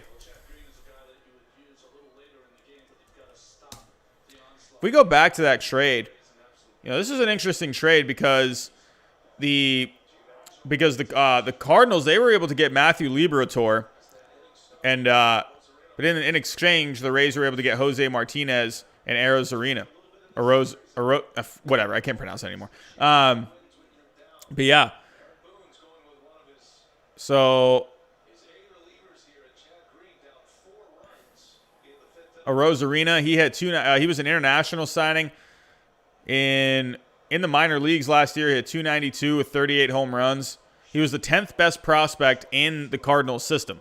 So a lot of scouting reports said he's a little too aggressive at the plate and on the bases, but he's able to make adjustments at the plate very well. So, hey, right now this trade is working out very nicely for the Rays, very nicely.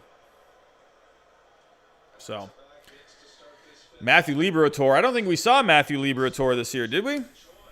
Did he even pitch at all for the Cardinals this year? I don't think he did. No.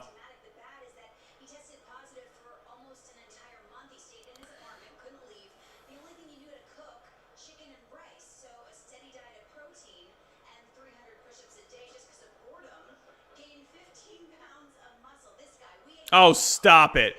TBS, come on. Don't tell me he gained 50. Stop it. That is a bunch of BS. I'm going to tell you all that right now. What they just said on TBS is a bunch of BS. Don't listen to what they just said. They said he had COVID. They said he had COVID and he was in his apartment for like a month or so. And all he ate that month was chicken and rice. And he did 300 push-ups a day. And he gained 15 pounds of muscle. Stop it. Stop it. That is not true. Don't listen to that. That is I'm about to lose my mind on that. That is a bunch of baloney. Don't listen to what TBS just said right there. That is no. That did not happen. Stop it. Stop it. Dude, I've been doing powerlifting now for like 8 years. I can tell you that is not freaking possible.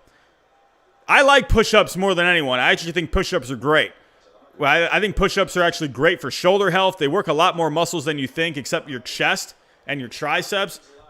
Stop it. You're going to tell me from doing push-ups, he gained 15 pounds of muscle.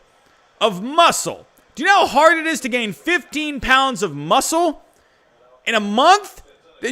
First off, that's impossible. You cannot gain 15 pounds of muscle in 1 month. That is incredibly impossible, especially natural. Get out of here with that crap. Why did TBS just say that? Oh my God, I'm about to freak out. I cannot believe TBS just said that. Get out of here. I'm sorry. That's just really annoying. I'm sure he probably gained. I'm sure he could have gained about 15 pounds over the course of maybe like a year, maybe 6 months, maybe. But that's hard. 15 pounds of muscle from push-ups. They're out of their freaking mind. Saban, I'm talking about Randy Arozarena. They're saying he gained 15 pounds of muscle eating chicken and rice and doing push-ups for a month. Unbelievable. I want to call TBS right now. Say, you need to get that baloney off the air. Sorry. It takes many months to gain that much muscle. I will say, if you are just starting out in the gym, if you are just kind of getting into the gym and you start going consistently, you can definitely gain some like newbie gains. Definitely. Absolutely you can. You can, like, if you start going to the gym and you're going for like a good few months straight and you're like really being consistent with it, then yeah, you'll start to see some newbie gains pretty quick. You'll start to see some muscles start to develop a little bit. But that's because your body is just like, whoa, what is going on right now with my body? It is crazy. Wow. Like, what is this? So your body has to adapt to all this like stress that you're putting on it with weights, you know? So yeah. Could you gain 15 pounds in a month? Even that, like you'd have to eat a lot. You'd have to eat a lot to even gain 15 pounds in 1 month. So, dude, if you gained, you'd have to gain 2 pounds per week. So, yeah, no, you'd have to gain like over 3 pounds a week. That's very, very, very unlikely that's gonna happen. You gotta eat a lot to be able to gain 3 pounds per week. And I'm gonna tell you right now, there's no way that's all gonna be muscle. A lot of that is gonna be stored as fat. So, that just drives me nuts that they just said that. Drives me nuts. It's like, why even put out lies like that? This is a complete lie. That just triggered me so much. As much as I love baseball, I love just fitness in general. I'm not the most athletic person out there, but I got some decent strength on me. I've done powerlifting now for a while. And one thing I can't stand is a bunch of BS. I can't stand all the BS in the fitness industry. There's a lot of BS out there. A ton of it. Especially with like supplements and all that. It's a bunch of crap. There's so much crap out there. people think like to lose weight and stuff like that, there's like all these like magic things you have to do, and really all it is just, you know, counting your calories. That's all it is. To simply lose weight, you got to eat less. Simple as that. But people think like, oh, I'm going to do this lemon pepper cayenne pepper or this lemon cayenne pepper water detox drink, and I'm going to lose like 50 pounds. And it's like, okay, it's not really going to, yeah, if you drink that by itself for the next couple weeks, then not anything else, then yeah, you're going to lose weight because you're not getting any calories. So, I mean, Kira, I'm all about it. If you want to gain 3 pounds a week, dude, if you want to go Fluff McGruff mode, I am all about that. Dude, if you want to go Pillsbury Doughboy mode, I'm all about it. I've done it. I've bulked. I have had some fun bulks. I will tell you that. I got all the way up to around 240 at one point. I'm at 225 as of this morning. But I was really, at one point, I was just eating. I was eating around like 4,000 to 5,000 calories a day. I was putting on a lot of fat, though. I wasn't getting like gross, but I got like really fluffy at one point. I put on some mass, I'll tell you that. 240 walking around was not very fun. I was huffing and puffing like everywhere I was going. Going up steps was miserable. Yeah. So, yeah. Last thing I say about that. That's the last thing I say about that. Do not believe what TBS just told you about air. If you really think you can gain 15 pounds of muscle by eating chicken and rice and doing 300 pounds or 300 push-ups a day, you are very, very, very, very wrong on that one. Don't believe that.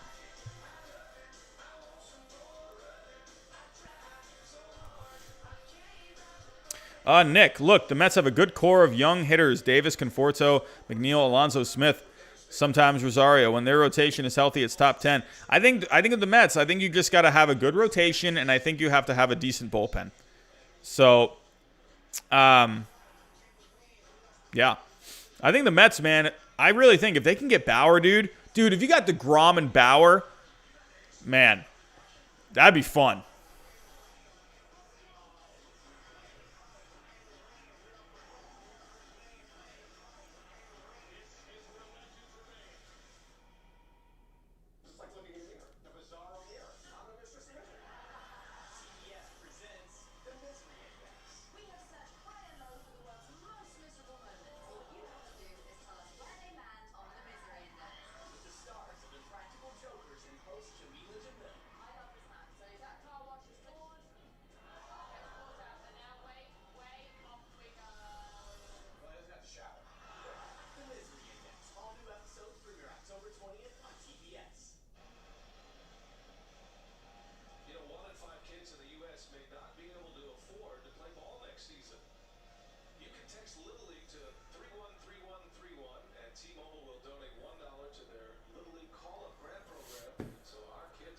Yeah, and Syndergaard as well. Syndergaard, man. Yeah, imagine that rotation next year. If they got Jacob deGrom, Trevor Bauer, Syndergaard, Peterson, that's a decent rotation if you ask me. That's pretty decent.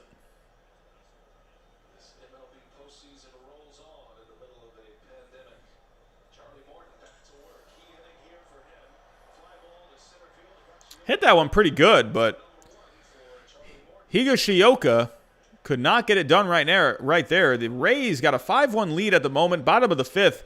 Yankees are going to have to start chipping away at some point, but Charlie Morton is looking pretty good. Now, I don't want to get too far ahead because this game is far from over. But what do the Yankees do in Game 4? Do they go Garrett Cole on short rest? I don't know. They've already used Happ. They went with Garcia for an inning. I'm going to say this right now. I was kind of saying this yesterday. I don't know why they pulled Garcia so quick. Why would you pull Garcia so quick? Why don't you give the kid a chance to kind of settle in? He had a pretty bumpy first inning. He had 27 pitches in that inning. He gave up a run.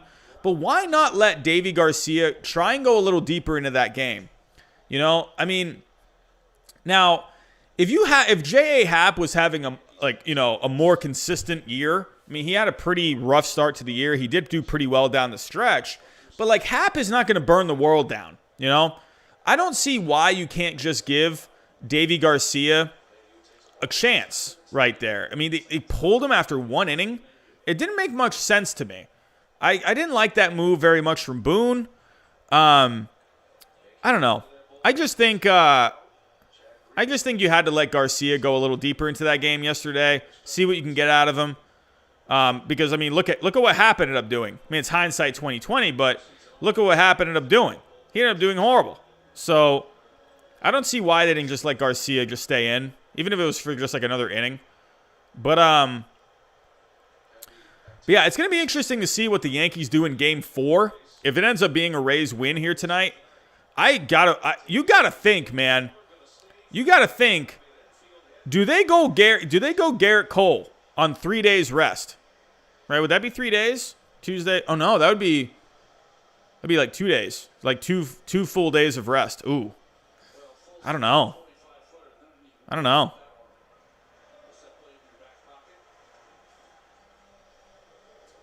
That's gonna be a tough call. Action Jackson, read my comment about my weight loss. What did you say? I lost 15 pounds in a week. How did I do it? Go into surgery, react badly to the sleepy anesthesia, and then eat 4 crackers a day for a week. And that, folks, is how you lose 14 pounds. So I will say a lot of that, yes, that's definitely going to really help you lose some weight, obviously, because you're getting like no calories in at that point. But you're also probably lost a lot of water weight at that point. So that probably had a lot to do with it as well. So a lot of water weight and also just not eating anything. So, yeah, that's a recipe for losing a lot of weight in a week. So that's usually when people get the flu and they're throwing up and stuff. They tend to lose a lot of weight because they're losing a lot of water weight and they're also throwing up everything they eat. So they're not getting those calories in. So, Odd Herb, what's going on? Would I predict a sweep for the Braves? I feel like the Braves are going to sweep it. It just feels like, I mean, they had Pablo Lopez go today. I mean, unless Sixto Sanchez can ball out, I think Sixto's going to go Game 3, I think, right? I would imagine he's going Game 3. Yeah. So, I mean, I can see the Marlins winning this tomorrow. I just feel like the Braves are on, like, this pretty good run right now. I mean, Kyle Wright in his last start against the Red Sox did pretty good. So, I mean, the Marlins offense is nothing great. So I can see Kyle Wright maybe being pretty decent tomorrow, and then he does enough, and then the bullpen does enough to close it out.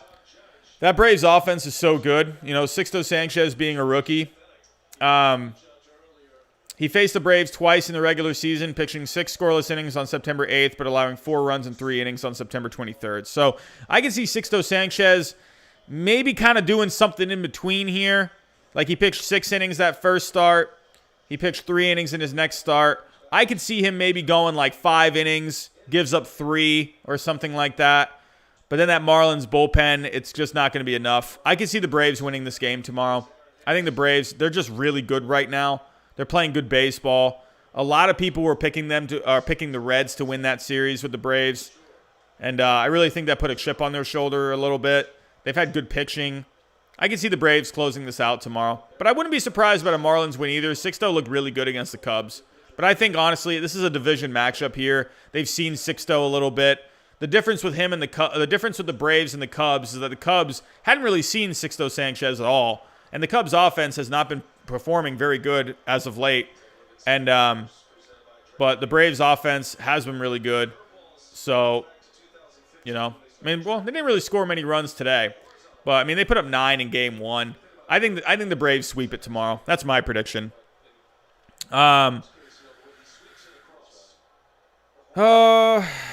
Let's see.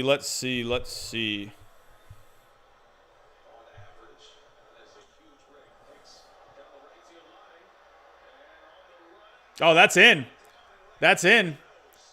And the Yankees score. DJ LeMahieu comes around from first And that's an RBI double for Hicks. And the Yankees, just like that, are within 3. So they're not looking so dead in the water as of right now. 5-1 lead, not looking very good, but they got something going here. They're going to need something from Voit, though. With Voit, hey, he led the league in home runs this year. One swing could make this a one-run game.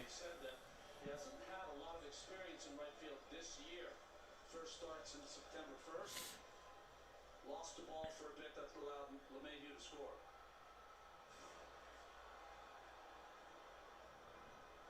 And Hicks now in scoring position with 2 outs. And Luke Voit coming up. All right. Trying to catch up in the comments here. We got 32 people in the chat right now. What's up, everyone? If you are just coming in, we're watching the Yankees and the Rays. Right now, the Rays lead at 5-2. We talked about the Astros and the A's earlier. The A's winning a must-win Game 3. The Braves took a 2-0 lead on the Marlins. And the Dodgers and the Padres is just starting up. So that game, it looks like, is underway. So... but the Yankees, they're trying to put together some kind of a rally here. I mean, Voit has been good this year. One swing could make this 5-4. But if you are just coming in, definitely, if you can, leave a like on the stream. That's really going to help the stream go a long way. Voit flies out to center field, and that ends the rally. But the Yankees pull a little closer here, 5-2. So they still are within striking distance. They could still make something happen, especially with this lineup. One swing can change the game. But yeah, if you are just coming in, definitely leave a thumbs up on the stream. It really helps the stream get out there to more baseball fans. Goes a long way. If you don't like my face, you can leave a thumbs down as well. Super chats are on, so if you want to have a comment or a question pop up on the screen, that'll definitely work with the super chat. So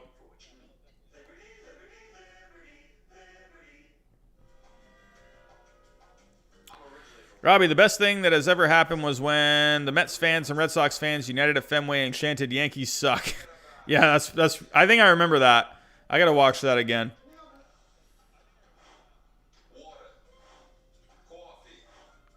Yankee fans' live streams are priceless. I can only imagine. What's going on, David, musical ship? How are we doing? Robbie, just imagine if the Sox signed Stroman and Bauer. It would be Giolito, Dallas, Trevor, Stroman, and Cease. Oh, I thought you meant the Red Sox. I was like, huh? I was like, when did the Red Sox get Giolito? It's like, what's going on? Yeah, that would be a cool signing. I could see Stroman maybe going to the White Sox. That'd be a cool little fit.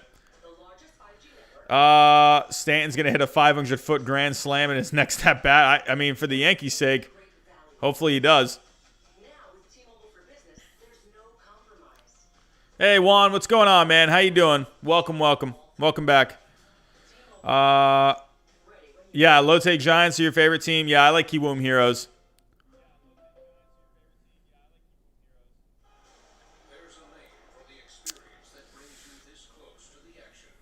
Yeah, man, Nick. DeGrom, Bauer, Syndergaard. Hey, Lugo, too. I forgot about Lugo. Peterson. I always think Lugo's out of the bullpen. He could definitely get some starts. Should the Mets or Phillies get Charlie Morton? I could see maybe Charlie Morton maybe going to the Phillies. I could see that. Maybe like a 1 or 2 year deal. Could help out the rotation a lot. They need some depth in that rotation. They definitely need some depth. Definitely behind Nola and Wheeler. You know, they need some more guys.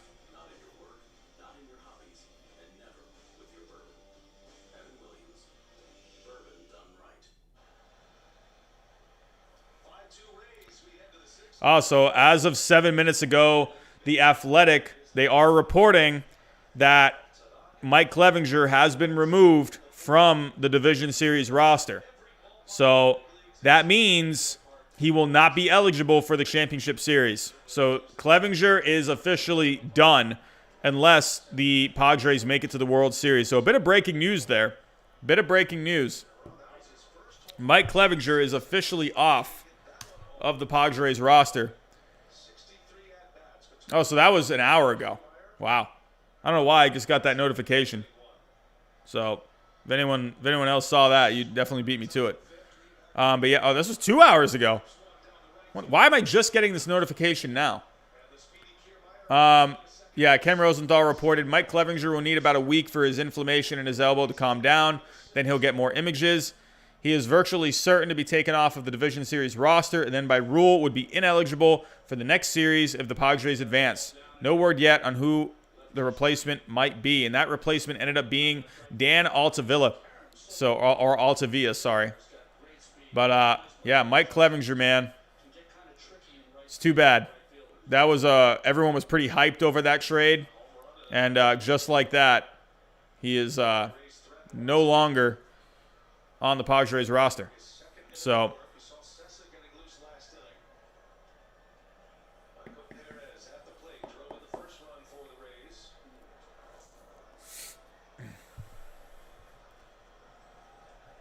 first sign of some small ball.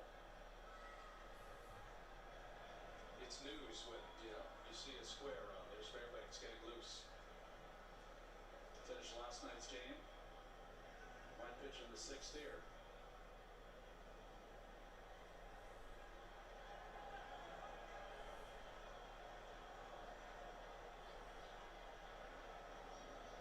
And showed a spot, but the inside move.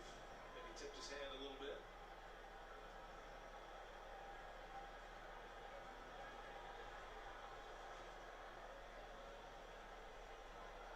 His first start of this postseason. Zunino has been the starter. Some big home runs. You're Kevin Cash. Talk about Perez and having some big hits this year. During the regular season, Perez had 14 hits for the year. Yeah, but he drove in 13 runs. So those count.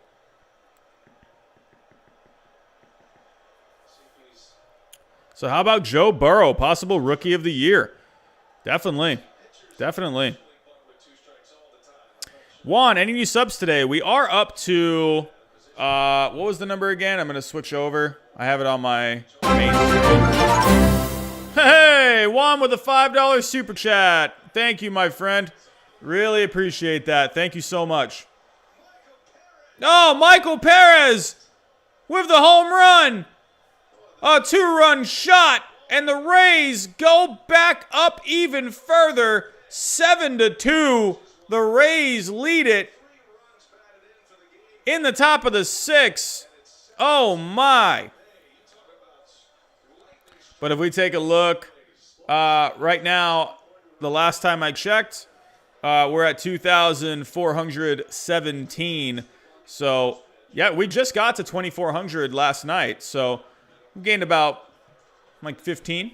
Like today, I believe. I think I woke up at 2,402, I believe. So something like that.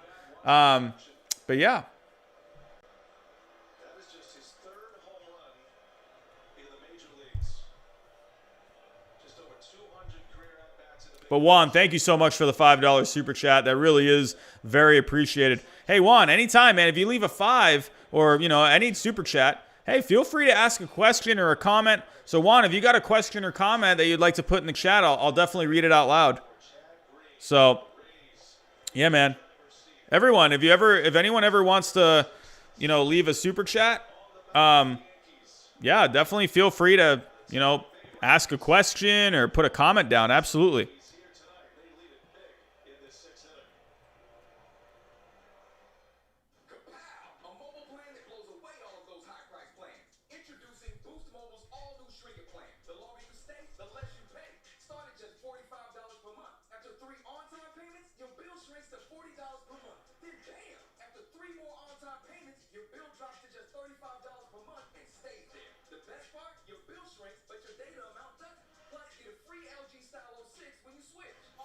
As an Astros fan, I just want to say I'm sorry for all the wrong we did. I mean it. Hey, man, you didn't do anything. You were just cheering on your team, man.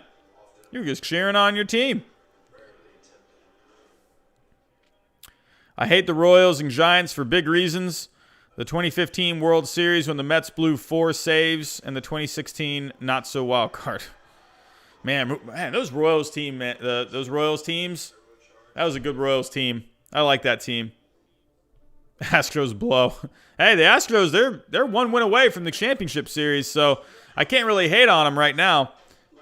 So, you know, it sucks being an Astros fan, like in this year especially, because, you know, if you tell anyone you're an Astros fan, it's like immediately it's like, oh, they cheated. Well, yeah, I mean, you know, as a fan, what are you going to do about that? If you defend the cheating, then it's like, you know. Like with me as a Red Sox fan, like, you know, they got caught with, you know, with whatever they were doing. But it was not as in-depth as what the Astros were doing. I mean, sure, like, yeah, the Red Sox, they paid the price. Cora's gone. You know, they lost a draft pick in the second round. So, you know, they paid their price, man. Even the Astros this year, they lost a draft pick, their first round pick. So that was a big loss. You know, losing a draft pick, that's not good, man. How did you react on the Red Sox getting caught? I was kind of relieved in a way. Like, I was glad it wasn't worse than I was like hoping it wasn't going to be like a terrible thing. But you know, it's I mean, either way, they definitely cheated, and that's not good.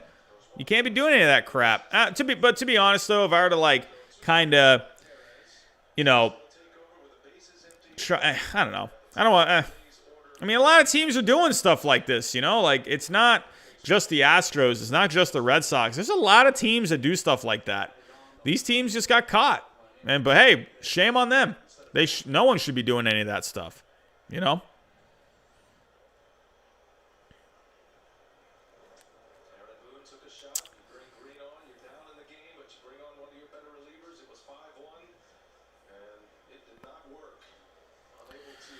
But that's a big blow for the Yankees, man. They look like, hey, they got that run back last inning. You know, they were looking like they were going to make something happen. But look at the Rays, man. That game one win from the Yankees, it really looked like the Yankees were on pace to do something. I was getting Yankee fever, man, in that game one. You know, they played a really good game that game from all aspects. Good starting pitching, bullpen was decent, offense was great. Yankees were looking really good, and now they were just not great last night. Not a good game here today. I mean, it all starts with starting pitching, and Tanaka, he just didn't have it. So, you know, just makes me wonder. I wonder if things would have been different if he pitched yesterday. I don't know if that really would have made any difference, but I don't know. Who do the Marlins have in terms of their relievers right now? Basically just Brandon Kinsler, you know? Yeah, James, I agree. I was kind of talking to my best buddy of mine who's a big Yankee fan.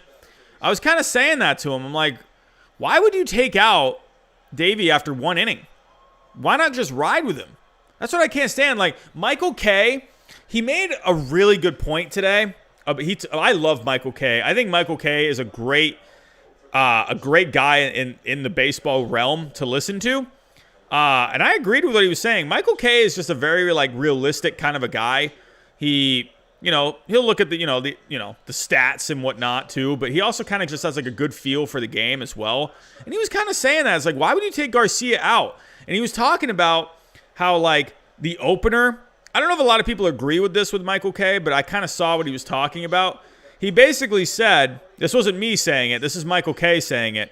Michael Kay was saying the only reason there's an opener, the only reason the Rays were even using an opener is because they didn't have enough starting pitching when they first started using the opener. That's why they were using openers, because they didn't have enough guys that could be starters.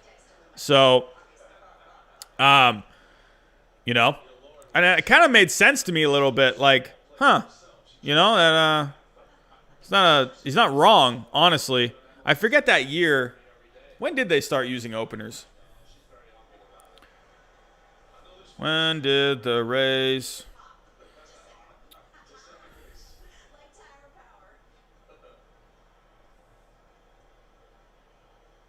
Yeah, so during the 2018 season, if we go if we go to the Rays 2018 season, so I kind of want to look at what Michael Kay said.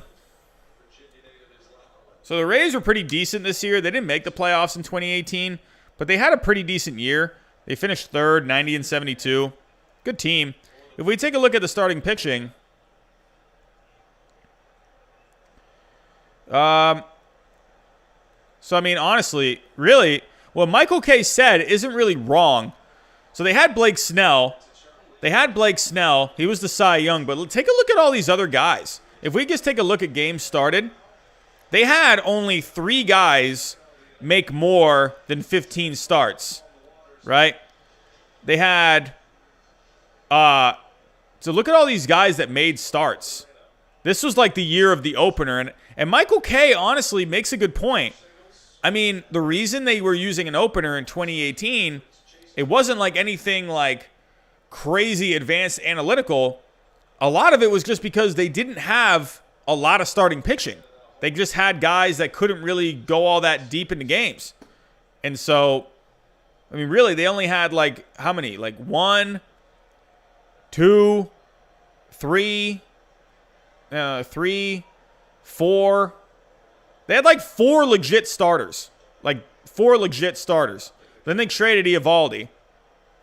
So they really didn't have, I mean, so I kind of agree with Michael Kay on that one.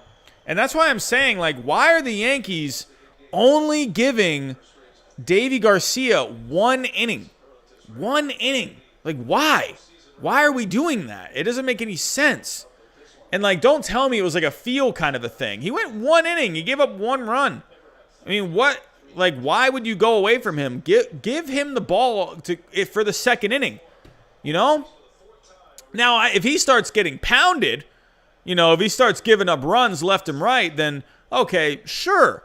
But the fact that you can't even give him a chance to go any deeper at all, 1 inning, there's no excuse for that. The White Sox did that with Dane Dunning. He didn't even get through the 1st inning. It's like he didn't even give up a run, I think. I don't think he even gave up a run. And so, but they yanked him, like, just like that. And it's like, what are you guys doing? Let these starters go. Like, give them innings. Why are you yanking them so quickly? I don't know. That didn't make any sense. I don't know. I just think, I don't know. But definitely Pete Paris, man. That is, James Paxton not really being healthy this year. That is kind of biting them right now. That is, Orioles, I mean, yeah, Paxton, people say, he's a little overrated. But either way, Paxton, he's been a proven guy. If we take a look at his stats.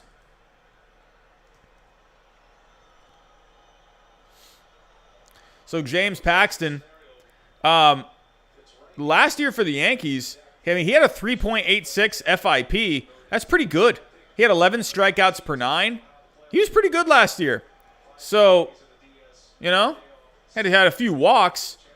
But back with Seattle, a couple years ago, he was doing really good, man. I mean, this is no joke. Like, a 3.23 FIP, 2.61, 2.80. I mean, he was good, man. So, not having him this year, that has been a little rough on them. I mean, he didn't really do very well overall. But I think them not having a legit third starter, I think that is biting them a little bit right now. Severino, I think they could have done it without Severino. But I think they need a third. Oh, that's hit well. And that's going to be at the wall. Sasugo, I keep forgetting how to pronounce it. Arozarena comes all the way around. And the Rays lead it 8-2.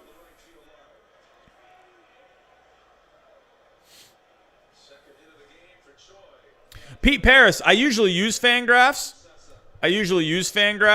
I find, like, just to do, like, something really quick, I kind of like Baseball Reference, honestly. I like just the search bar up here. Fangraphs can be, like, and Fangraphs, they have, like, the ads, too, which I understand. They want people to, sign up for a membership. I get that. But sometimes this search bar can be, like, kind of annoying. It, like, if I type something in, sometimes it, like, won't even give me, like, the players that drop down. I just like with Baseball Reference, like I can just go right to Baseball Reference. Again, if I'm just using something like really quick, I just kind of like going here and I just type it, Mookie, and it just comes up so quickly. If you look at Fangraphs, like if I type in Mookie, I don't know, I guess sometimes it just takes a second for it to load. And then sometimes it doesn't even come up at all for me. Especially on my phone. On my phone, Fangraphs can be a little, pretty annoying. But yeah, there's, times if I'm going to, leaders or something. They'll have ads. They'll have ads, pop up down here, and it gets, kind of annoying. If I start, moving around. Here, if I click on enough, it'll probably have an ad drop down at some point. I don't know. It's not doing it now. But a lot of the times, Fangraphs will just have all these ads pop up. So it can get, kind of annoying. So Baseball Reference, I just use, for something really quick. I usually use Fangraphs for, everything. So any video that I do, I will pretty much use Fangraphs. I will say, Baseball Reference, I think Baseball Reference is pretty good too. I think Baseball Reference, I almost like the way things are organized more on Baseball Reference. I go to, for leaderboards and whatnot, I like Fangraphs better. I think they just have a better layout for leaderboards. But I kind of like on Baseball Reference the way stats are laid out. That's just my opinion. Yeah, I like what else do I like on Baseball Reference? I don't like the leaderboards very much. It gets kind of confusing. I like the game logs. Oh, one other thing I like about Baseball Reference is, so for instance, I don't know, let's say I want to look at Paul Goldschmidt. I like that you can click. Let's say I want to look at his stats for the last 3 years. I can just look at 2018 to 2020. And I like that it pulls up this thing here. I like that about Baseball Reference. It's kind of nice. So it kind of, if you just look at, it gives you the stats for just these 3 years that I clicked on. It's just quick. That's what I like about it. So, but Fangraphs, I think they're both good. I think Fangraphs and Baseball Reference, I think it just comes down to preference. I use both, honestly. So,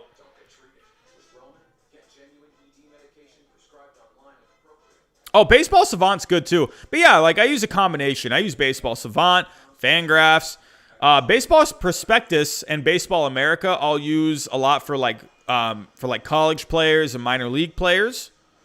So,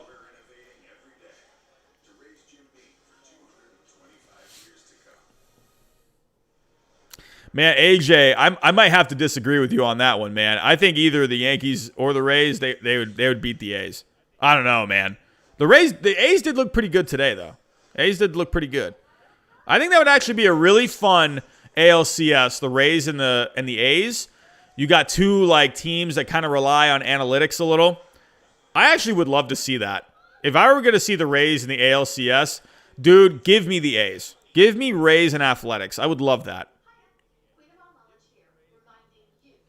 Pete Paris, I remember y'all were predicting the Marlins to sweep. Yeah, I picked the Marlins to beat the Cubs in the wild card round in my prediction video, which I went 4 for 8 on in the freaking wild card round. I did terrible. But I did pick the Marlins to beat the Cubs, and I didn't just pick that to just be fun. I actually really thought the Marlins had a good chance against the Cubs. So that I will be a little proud of. And my World Series winner is still alive. So at least I can, hang my hat on that. So, A's are better than the Rays. A's are a better offense. AJ, I think, I don't know. I want to side with you, man. I do. Stanton, wow, he roped that one. But I think the Rays offense, they just, man, they just pound you, dude. They can hit home runs. They can piece together rallies. They do platoons really well. They got some speed. They got some power. They got a little bit of everything, man. The A's, I feel are, I don't know. I think the A's are a bit similar, but I think the A's can tend to rely on power too much. So I think the Rays just are a little more diverse, if that makes any sense. Sports with AJ, man, that's really good. 6 for 8.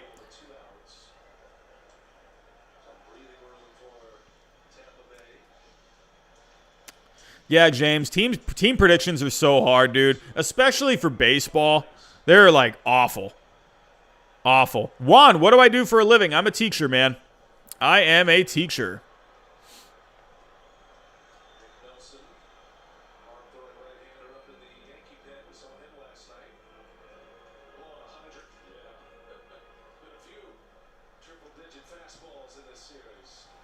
Yeah, Juan, I mean, honestly, that's why I would like to see the A's and the Rays, because I think overall, I think they're pretty even, you know? I would really like to see an A's-Rays matchup. I think that'd be awesome. 7 games of that. I think the Rays would ultimately win that, but I think that could be a pretty fun series, honestly. You got Billy Bean, who loves all the analytics, loves all of it, and then you got the Rays, who are just built on analytics. I think, Nick, I think a lot of people would like to see Rays Padres. Got him to pop up. He's under it. And there's the first out. But Gleyber Torres is up. Already a strike call on him. But yeah, man, the Yankees, they just look dead. They had some energy coming into this series. They looked alive. Garrett Cole was looking good. Dude, you got to wonder, man. You got to wonder, what are the Yankees going to do for Game 4? This is where it gets tough, man. When you don't have these days off in between, you know, this is where it gets really hard.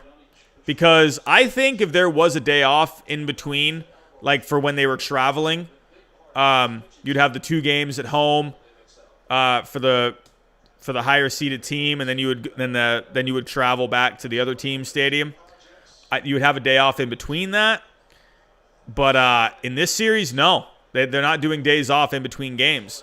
So this is where I think if you did have that day off in between, I think they would have Garrett Cole start in Game 4. But with I don't know. I think they would have Garrett Cole start 3 days rest. I think they would do that. But 2 days rest? I don't know about that. I don't know. I mean, maybe, can we look, has he ever pitched on 2 days rest? I don't know, man. If we're going to take a look at his career splits, has he ever pitched on 2 days rest? Let's take a look. Garrett Cole. This is also just another reason why I like Baseball Reference, is it's just, you can just go to the splits like really quick. Fangraphs, you kind of have to, you know, go to something else and you got to click around a little bit. Baseball Reference, they just have all the splits like right here. Does it say days of rest for a split? Oh, here we go. So he has never pitched on 3 days rest. Never pitched on 3 days rest. He's definitely not pitched on 2. So if he did pitch on 3 days, was in the postseason, did he? Has he done it in the postseason?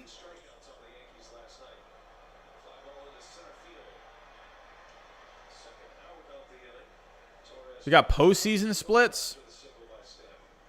I don't think they have postseason. I mean, I don't know. Is there a way to look this up? I guess I can just go to the game logs. He hasn't really pitched all that much. I mean, he pitched with the Pirates. No, there were 5 days in between this. He had a lot of days in between here. But yeah, no.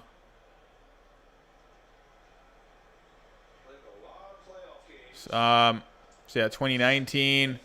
Nope, 5 days in between here. 7 in between here. 5 in between here. Yeah, he has not even pitched 3 days rest in the postseason. So I think right now, dude, I don't know, man. That's just why I think they should have just stuck with Davey Garcia. They should have just stuck with Garcia in game 2. Try and get as much out. Well, at least with him, could he be an option to start game 4? I mean, he only pitched an inning. I think. I mean, the only guy you got is Jordan Montgomery. That's all you got. So it definitely is going to be Jordan Montgomery in game 4. This is what I'm saying. If you just stuck with Garcia, if you're going to lose a game, lose game 2. If you got a 1-0 lead, you're up 1-0. If you're going to blow a game, stick with Garcia. Have a couple of guys do some mop up. Right? And if you get blown out in game 2, you get blown out in game 2. You come back for game 3. Honestly, I probably would have had, I don't know. You could have had, you could have had Tanaka start game 2. I'm not sure if that would have been any different. But I think Garcia, man, I don't know. Either way, I just think the Yankees, the depth is really showing in this series a little bit. It's great to have a Garrett Cole, but I don't know. But right now, the Yankees are staring at a Jordan Montgomery Game 4 start. That seems to really be the only thing here, because you're not going to go with Cole on 2 days rest, or 3 days, and if you count Thursday as a whole day. He pitched Monday night, so no, it'd be Tuesday night, Wednesday night. Yeah, so Well, if you count Thursday as before he pitches as a day, but that to me is 2 days, 2 full days of rest. So they're not going to do that. They're definitely not doing Tanaka because obviously he pitched tonight. They're not going to do Hap. I don't think they do Garcia because he just pitched last night. He pitched an inning, so probably not. Yeah, so BZ Baseball, 2.5 days. Sean, I wish I had 4,000 subscribers. I wish. But I think you meant to say 2.4. Yeah, we're getting there. Yeah, I don't know. This is looking like Jordan Montgomery is going to start game 4. And I don't know, as Yankee fans, I don't know how you feel about that. I do not know how you feel about that one. You could go Clark Schmidt. But, who would you rather go with? Would you rather go with the guy that has the, is Clark Schmidt even on the roster? He's not even on the roster. You'd have to take someone off of the roster. So, yeah, they'd have to take someone off to put him on. Yeah, they're going Montgomery, dude. I don't see how you go any other way. John Curtis strikes him out. Strikes out Brett Gardner. And the Rays are just looking dominant in this game. Offense all around. Solid pitching. My goodness. I don't think, did Morton even go that deep? He went 5 innings. Yeah, Morton was pretty solid. And now this Rays bullpen, they're going to coast. I don't see the Yankees doing anything. They got 9 more outs to go. This Rays bullpen's too good. I don't see it.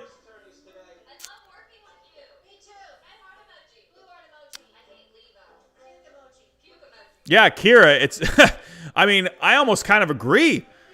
Do you think Garrett Cole goes up to Aaron Boone and says, "Give me the freaking ball"? Do you think he does that? I don't know.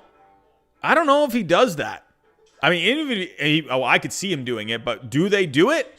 I don't think they do. They just gave this dude the biggest contract for a pitcher in history. I don't think they throw him out there on 2 days rest. If he did, and he freaking pitched a hell of a game, that would be legendary, man. But I think, honestly, he'll definitely be available for Game 5. I think they got to get through game. I'm telling you right now, if the Rays win tonight and the Yankees win tomorrow night, you're getting Garrett Cole. You'll get Garrett Cole. You'll get him on Friday. Absolutely you will. Absolutely. Ash, what's going on, man? How are we doing? Welcome back. But yeah, Garrett Cole will probably not start Game 4. But, Tuesday, Wednesday, Thursday of rest, 3 full days of rest, 3.5 days of rest. I think they go with Garrett Cole in a Game 5. if you got Garrett Cole in a game 5, I think you have a good chance. So,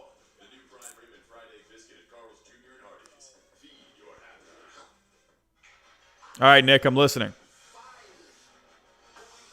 BZ Baseball, the thing about the Rays is they always throw out their best relievers no matter the score. That's why it's so hard to come back against the Rays. The Rays are just very good at, they don't, they just throw. Yeah, you're right. They just throw in their best guys. Oh, I love this postseason hype commercial. It's so good. I love the animations.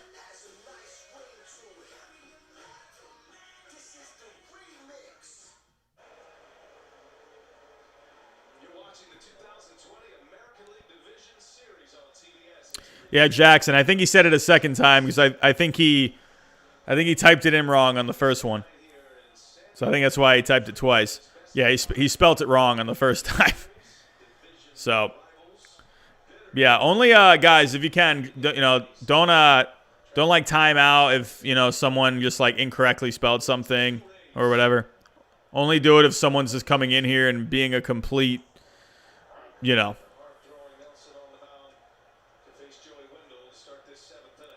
Ride Chapman tomorrow for multiple innings in a bullpen game, Colin game. Dude, I wonder if they go with like a reverse bullpen game, Could they do that? That'd be interesting. Can you imagine Chapman starting that game tomorrow? Michael, I mean, I almost feel like you kind of have to, like, I don't know. It's going to be really hard for the Yankees to, everyone but Cole has been ineffective. So, thank you, BZ Baseball. Padres are up 1-0. They take the lead. Montgomery for 1 inning. Cole will come in. Dude, I think they got to stop with these, like, 1-inning things, Just leave a guy in there.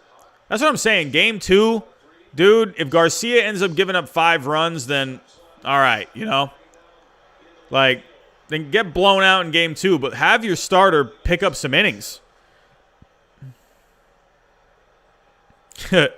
Step 1, pray to Tim Tebow. Step 2, if a runner gets on base, worry. Step 3, if Diaz comes in, turn off your TV to prevent severe case of rage. Hey, Diaz is pretty good this year. Are the Yankees tipping pitches? I wonder. I'm gonna have to look more into that. I'm gonna go on some. I'm gonna go on to some Yankee Twitter here. I got a couple Yankee people I like to follow on Twitter. I like to see what they're thinking.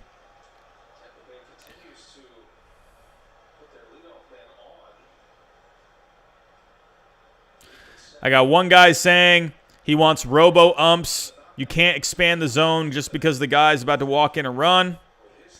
He also then tweeted, was fun while it lasted. Then he also tweeted, 3rd year in a row we crap the bed. I don't want to say curse words on my stream.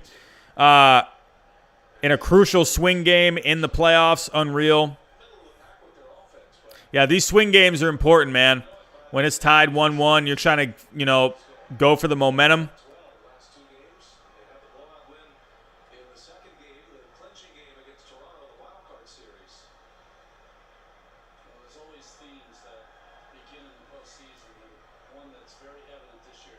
Oh, that's actually an interesting picture.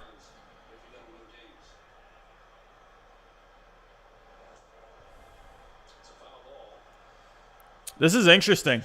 I'm gonna pull up these tweets real quick. I want you guys to look at this. I didn't notice this earlier. We might have been talking about something earlier. Let's go to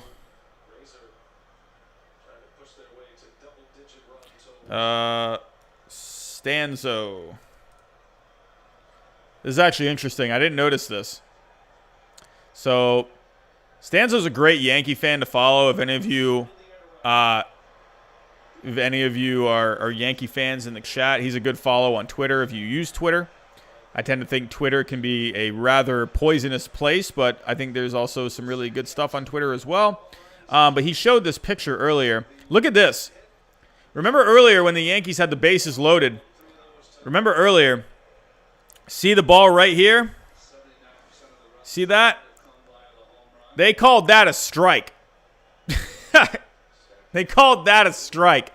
But then, if you look here, Tanaka, they called ball 4 on this. They called ball 4. Look at that. It's right there. They called ball 4. What are you doing? How is that ball? How is that a strike? Like, what are you doing? Look at his knee. Look at his knee right here. That's below the knee. And look how low that knee is. Look at this knee. That is way higher. That knee is right in line with the strike zone. Right? Even that lower knee, it's still lower than that knee. So, I don't know. You know, I'm just saying that actually could have been crucial right there. But I don't know. But so I apologize. I didn't notice that earlier. But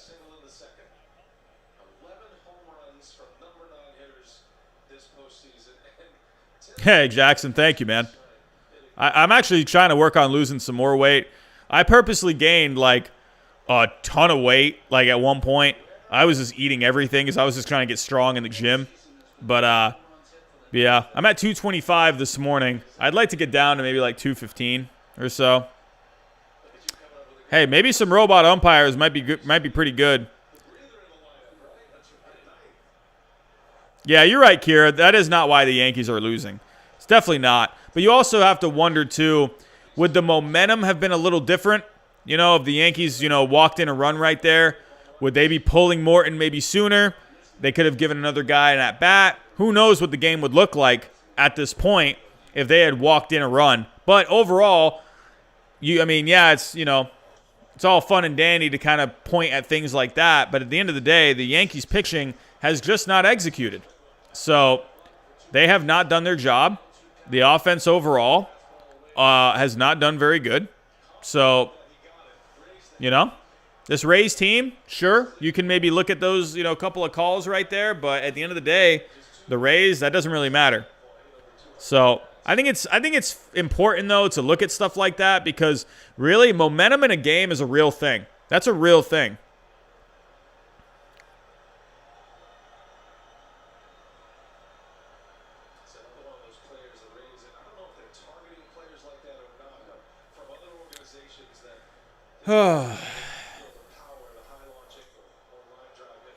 But he gets him to pop it up.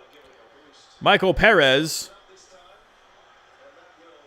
But that'll close out the top of the 7th for the Rays. Moving on to the bottom of the 7th, the Yankees are looking for anything and everything. Oh, that'd be an interesting signing. LeMahieu to the Blue Jays. How cool would that be? Wow, what a fit. That would be a great fit.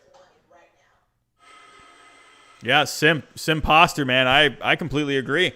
Shouldn't be pulling Davy Garcia after one inning. Doesn't make any sense. I'm going to wonder this. I am going to say, I do wonder, is Aaron Boone going to be around next year? What do you guys think? Do you think there's a chance Aaron Boone might end up heading out of town, after this season? I'm wondering if Aaron Boone is going to be fired. I do wonder that. I know it's only been a 60-game season, but I don't know. I don't think Aaron Boone, it just seems like he doesn't make a lot of good calls a lot.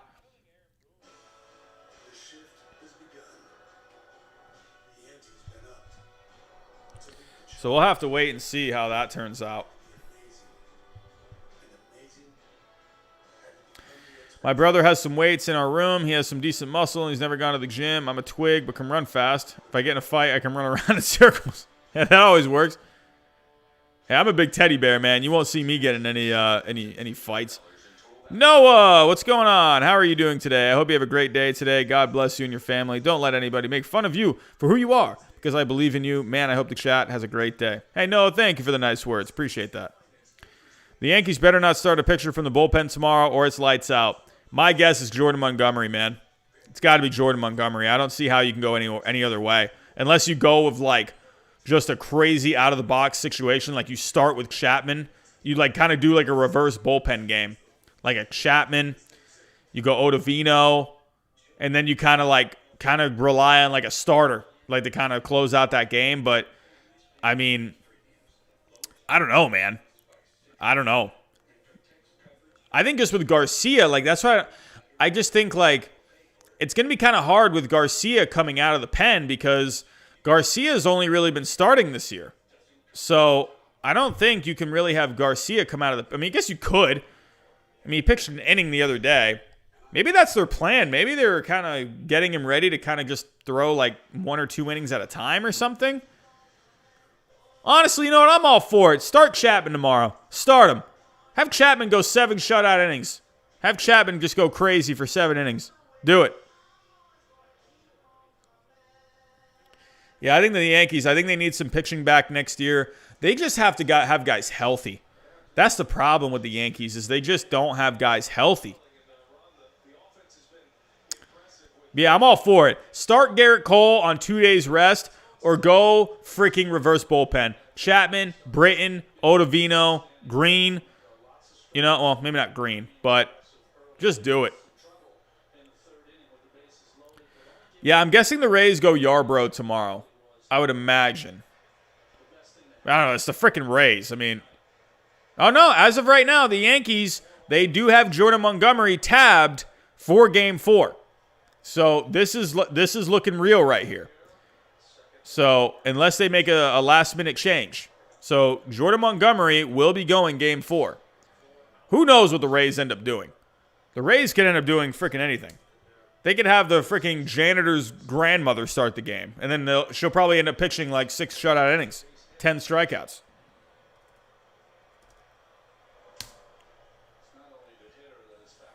Have I talked about the Braves and the Marlins? Yeah, we talked about it earlier. Again, just the Braves today. Great start from Ian Anderson today. Marlins just couldn't get anything going. You know, the Braves are just looking really good. A lot of people doubted their starting pitching coming into this entire postseason, and their starting pitching has actually been a strength. So, yeah, the Braves, I think they close it out tomorrow. That's what I'm thinking. Hey, man, I'm 17 years old and weigh 200 and look and feel fluffy. What would you suggest I do to look better fast? Lucas, man, I would just say hit some weights, kind of figure out what your maintenance calories are. Yeah, just add in some squats, some bench, some deadlifts. Try and focus more on, like, reps, you know? Try and focus on, like, sets of, like, 6 to 8. I think that would be good starting off. And then, yeah, really learn how to, like, do some squats. Really, there's a lot of great YouTube stuff out there. Look up more, like, powerlifters. They really teach, like, good mechanics and whatnot of a squat, of a deadlift, of a bench. Yeah, really just kind of hit some weights, man. You know, do squats, bench, deadlift. You know, make sure you do them correctly. And then, yeah, you know, do some other stuff. Work on your back. Work on your upper back. Hit your arms, man. You know, just hit weights. I like weights. I think weights are good. But then throw in some cardio, you know. I don't like boring cardio. Like, you know, I like kind of doing, if I do some cardio, I like doing some stuff outside. I like getting kind of creative with the cardio. Oh, good play. Good play from Kiermaier. If you hit anything near him, he's going to catch it. But yeah, I like doing stuff outside with my cardio, man. I like doing like hill sprints, running up and down a hill. Those are always really good. It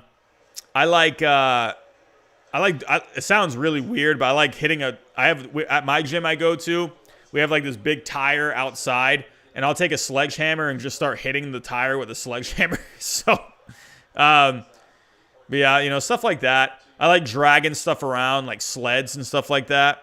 So that's kind of cardio I like. If you want more simple cardio, I would say just ride the bike. I like riding a bike. So, yeah, I'd say with that, hit some weights. You know, don't really worry about like clean eating so much. You know, definitely eat more like fruits and veggies, but worry about the calories. Try and figure out what your maintenance calories are, and try not to go over that. If you go on MyFitnessPal, use that app, it'll spit out like what your maintenance calories are roughly about. So, yeah, that's what I would say. With simple, you know, fitness and whatnot, just don't overthink it. Don't overthink it. If you're trying to lose weight, it's simply just cutting calories. That's all it is. eat less calories. You know, calories in, calories out. Aaron Judge. Oh, whoops, I'm not even on the game. Oh, wow, I'm not even on the game at all.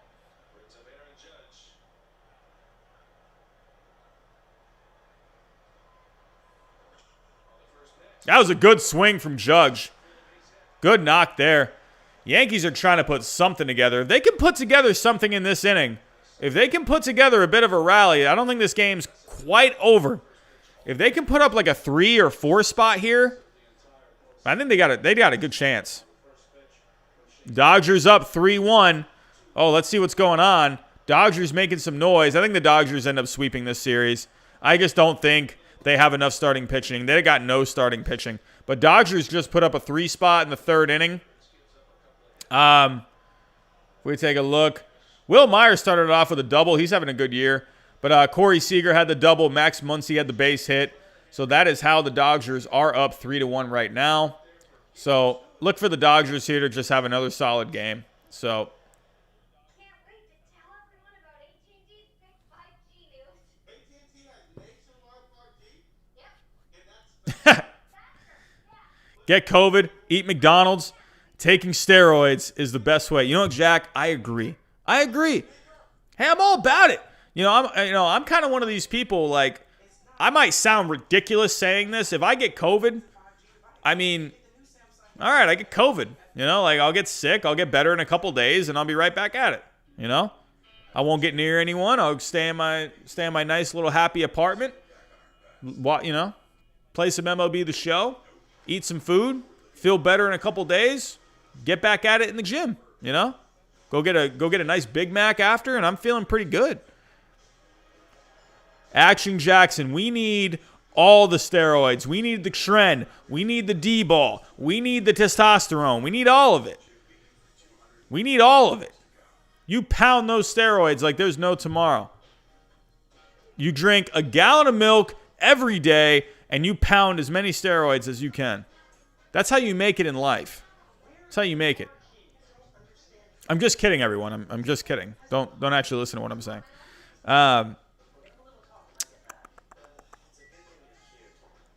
But yeah, Jack, I would actually counter with you, my friend. I would say, instead of McDonald's, I'd have to go...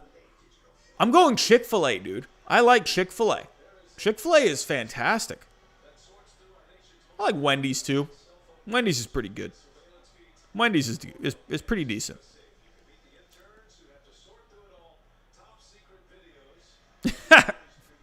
Jackson, I mean, you're not wrong.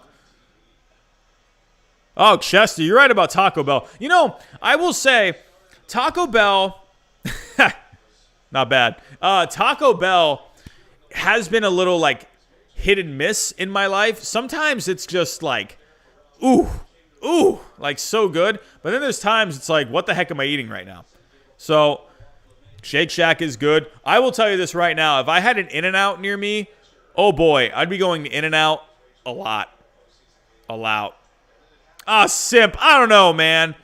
I will say this, simp. I will say, I have always preferred a Whopper to a Big Mac. I've always been a Whopper kind of a guy. I don't know why. I will say I like the McDonald's new quarter-pound patties instead of their older patties that they used to use. Pete Paris, Robbie, have you read the Fangraphs glossary of sabermetrics? Are you talking about just like on the website, or is that like is that like a book? I mean, I've looked through a lot of like their sabermetric stuff. A fruit restaurant. Jackson, I feel like I feel like there's been a lot of those and they have not succeeded, my friend. You got to get more than fruit.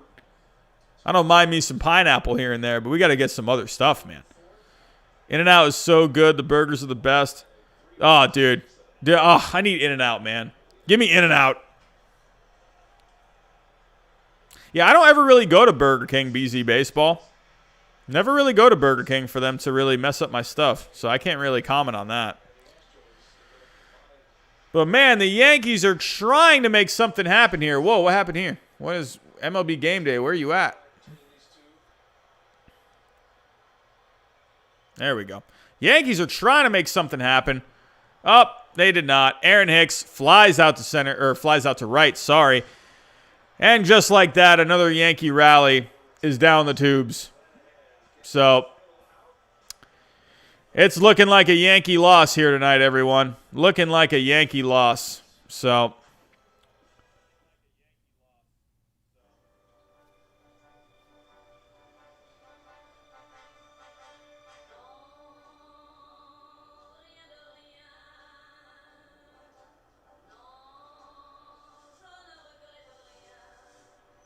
Smooth driving pays off. You lost it, the safer you drive, the more you save. You've never been in better hands. alrighty. Well, if anyone is just joining, this has been a pretty, we've been pretty steady tonight with around like 20, anywhere from like 30 to 25 to 40 people in here. If anyone is just joining, we are watching the Yankees versus Rays Game 3. Rays have a big lead right now, 8-2. The Yankees have just got nothing going today. No starting pitching, no offense today. The Rays have just dominated this game. So if you are just joining, we are watching Yankees-Rays. It's looking like the Rays are going to take a 2-1 series lead. But if you are just joining, welcome first off. If you can, hit the thumbs up. That really helps the stream get out to baseball fans out there. Super chats are on, so if you have a question or a comment that you would like highlighted in the chat, then definitely feel free. It also pops up on the screen. But yeah, as well, if you just want to leave a small donation for the channel, that is always welcome. Very appreciative. But if not, all I ask, if you guys can, just hit the thumbs up for me. That's all I need. So thank you so much, everyone, for coming in tonight. Very much appreciated. It's always a great time for you guys coming in here, talking some baseball, talking about Big Macs, talking about McDonald's and Burger King and whatever else. Steroids. It's always a great time. Hey, Kira, man. Whataburger, man. Yo, Whataburger? They're pretty good. They're pretty good. Do not sleep on the Whataburger, man. And yes, fruit, Jackson, as well. It's always nice to talk about some fruit. Yeah, well, it's when you got games like this where it's like 8-2, it's kind of boring. You gotta kind of liven up the chat a little bit. I want the Braves to sign Real Muto, Bauer, and Mike Trout. Well, I don't think they're gonna get Mike Trout. But I mean, if the Braves want to spend some money, get Real Muto and Bauer, I mean, that'd be pretty cool. They got Travis d'Arnaud, though. I think he's been pretty good at catcher. So I could definitely see Bauer. I think Bauer would be fantastic. Bauer would be absolutely fantastic. Brett Phillips will lead off. Came in for defensive purposes for Austin Meadows, who got the start at right field tonight. Phillips just one official at-bat. Bouncing around in his career a bit from the Astros to the Brewers to the Royals, now to the Rays. He was one of the pieces in that Josh Hader deal that sent Hader from the Astros. That would be a big signing. I feel like Real Muto is probably going to go. I could see him going to like the Angels, maybe. I could definitely see him going. I don't think he stays in Philly. I think he's done in Philly. Unfortunately, I think the Philly really wasted that opportunity. If they had maybe, made the playoffs last year and this year, I could see him maybe staying. But you could definitely see Real Muto to the Mets. That'd be really interesting. I feel like he stays east. I could see him maybe. He won't go. I don't know. If I'm kind of thinking about some teams, I don't know. Let me look. I'm a visual person. I need to see some teams in front of my face. I could definitely see him maybe going to the Mets. I feel like are the Mets primed for just a spending spree this offseason? Could you imagine the Mets getting Real Muto, Bauer, dude, a guy for the bullpen? Could you imagine that? Oop.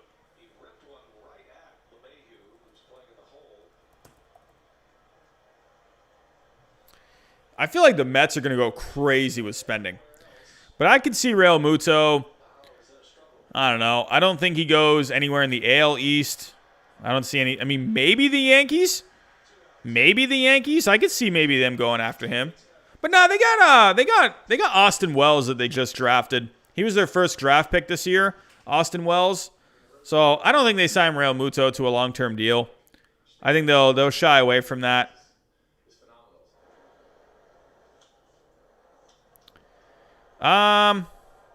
I could definitely see him going to the Braves. He definitely could see him going to the Mets. Maybe the Nationals? Could you see him going to the Nationals, maybe?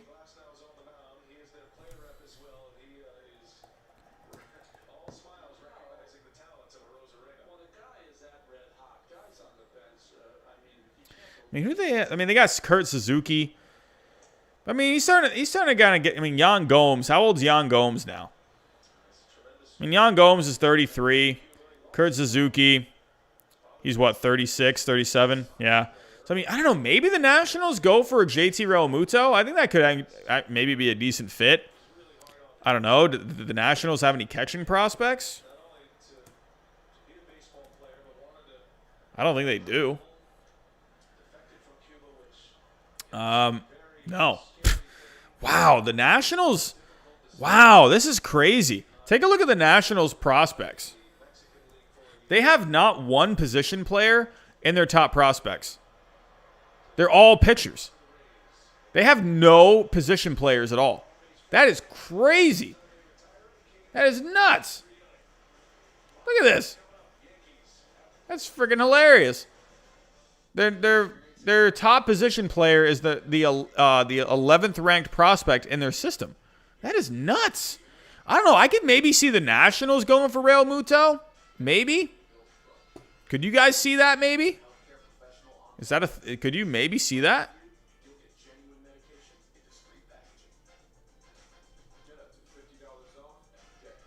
Hey, Kana Uber Ales, what is going on, man?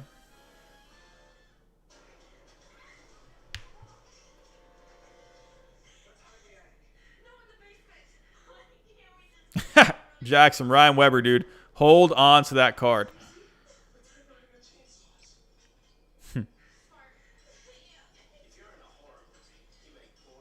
Yeah, I mean, they got Kai Boom. Well, because Kai Boom now, because he's up at the Major League roster, he's not really a prospect anymore. So, yeah, I could see Real Muto staying east. I could definitely see him going to the Nationals. I could see him going to the Mets. I could see him going to the Braves. I could see one of those. No, maybe not the Braves. Maybe not the Braves because they have Darno. Well, what's Darno's contract looking like?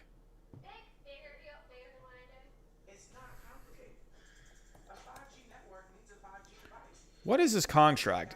I feel like he has. Okay, he's not a free agent until. So he signed a 2-year deal? So he's a free agent after next season. So I don't think he goes to the Braves. I could see him going to definitely the Nationals, the Mets. I could see that. Especially if the Mets are going to spend. Could you maybe see him go?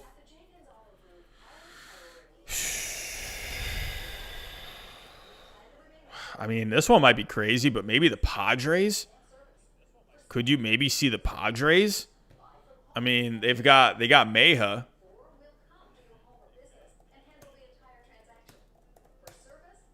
Nah, probably not, because they got Luis Campusano as well. So he won't go to the Padres. That was pretty exciting for a second. But nah, I'm going to say Real Muto. I'm going to think he stays out east. That's going to be my guess. I'm going to say he goes to the Mets or the Nationals. That's what I'm going to pick. I don't know. He won't go to the Giants. I don't think he goes to the Diamondbacks. I mean, maybe the Rockies. I could maybe see that. But I don't know. The Rockies gave Arenado that big contract. I don't know if they want to give out any more big deals. I don't think he goes. I don't know. I don't know if the Twins would spend that much on him. Indians probably not. I mean, they got Perez anyway. He won't go to the White Sox because they got Grandal. I don't know. Maybe the Tigers. Could you see the Tigers maybe? Maybe the Tigers spend some money on him. Who do they got? And they got Austin Romine. They got Eric Hayes. He's 28. Romine, he's 32. I don't know. Is Hayes even like? How is he? What did he do this year? He only batted 176. He's only had 1 year, really? Maybe. Could you see JT Realmuto maybe go to the Tigers? That could be pretty interesting. Maybe. I think he would be a great fit because I don't know. Maybe Realmuto would actually be a pretty good fit with the Tigers now that you think about it. They got a lot of young pitchers. Maybe that would be pretty good, you know? Because he's great with pitchers. He's great defensively. I think he could actually be like a pretty good leader for that Tigers for the next few years while they're rebuilding. I could see that. That's what I'm going to say right now. I'm going to say right now he's going to go to either the Mets, the Nationals, or the Tigers. I don't think he stays with the Phillies. I just don't see it. I think the Phillies are not going to give him that money. If they do, good for them. I think they should try and hang on to him. But they've already handed out so much money. What do you think about Lindor to the Jays? It's obviously a pipe dream, but I think it's intriguing considering they need to shore up their defense and have the prospect. I mean, I just think they stick with Bo Bichette, you know? I think they just stick with him. They got, and also they have what's-his-face that they just drafted. I'm going blank on his name. Darn it. Who did they just draft? I feel like I said his name like a million times when I was going over the draft. Austin Martin. That's who they drafted. Oh, that's deep. That's gone. Stanton with a home run. Oh, another home run. Wow. Stanton with another home run. Wow.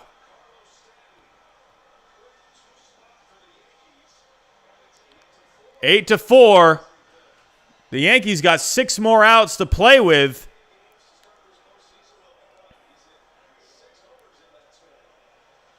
Wow, he is drilled at dead center. Man, I'm talking about Austin Martin and the Blue Jays over here, and I almost missed a home run. Wow. What a postseason he's having. 6 home runs on the postseason? He's out of his freaking mind.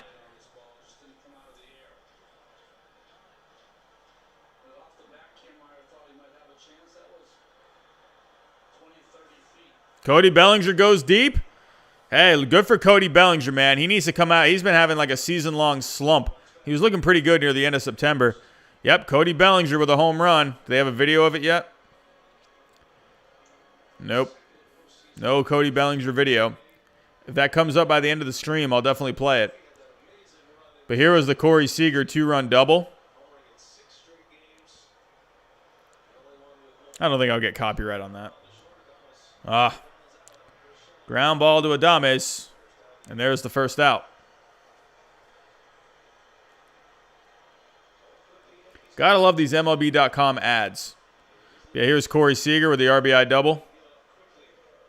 Wow, roped it. Just went inside the foul line. Wow.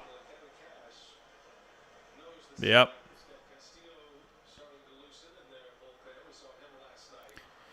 And that is how we see the Dodgers take the lead. How do I get out of this? There we go.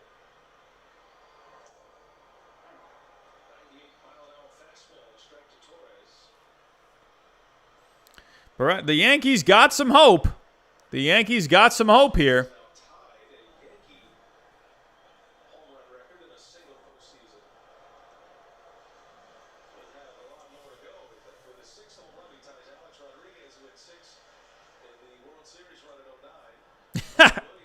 Anyone know what it's like to watch postseason baseball? My Phillies are always at home. Good question. It's nerve-wracking. Don't even do it. If your team is actually like in contention for the World Series, just don't even do it. No, I think it takes years off your life, honestly. Dodgers aren't even a team anymore. They're a machine. They're very good. And that's why I think they're going to win it all this year. I think they're going to finally win it all this year. But I've said that, I think, the last, 3 years?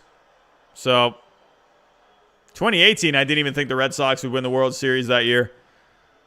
So, until they started playing out of their mind. And I was like, oh, wow, this Red Sox team actually has a chance this year.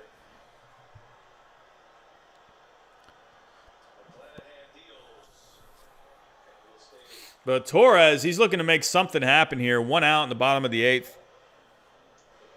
Oh, never mind. Game day says he struck out. This is why I hate my cable being slow. We're up to 30 people in the chat. What's going on, everyone? How are we doing? What is going on? How are we doing?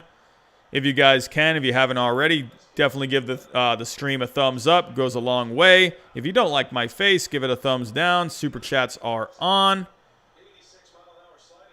But yeah, we're having a pretty nice, relaxing night talking about baseball tonight.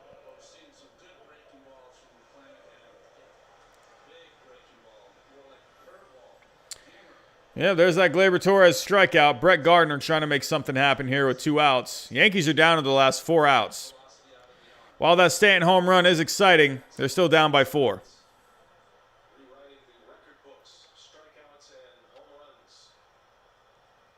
I mean, Chester, my cable is fine. It's just behind. It's just very behind. And I don't know. I might have to give them a call, maybe tomorrow, and see if there's maybe they can do a reset or something. Because my cable is just really behind. So, Jackson, I don't know. I will say, I don't know if I can handle commentating, dude. I think sometimes I'll stumble on my words. And I'm like, nah, can't do this. Can't do this.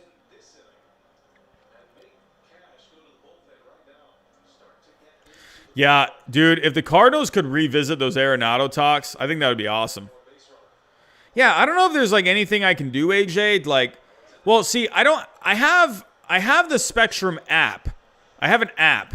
It's I think it's just I'm using something called My Choice or something like that, where I get to pick my channels or something. So I got to figure something out with it because I'm so tired of it being behind. I wonder if there's anything I can do. That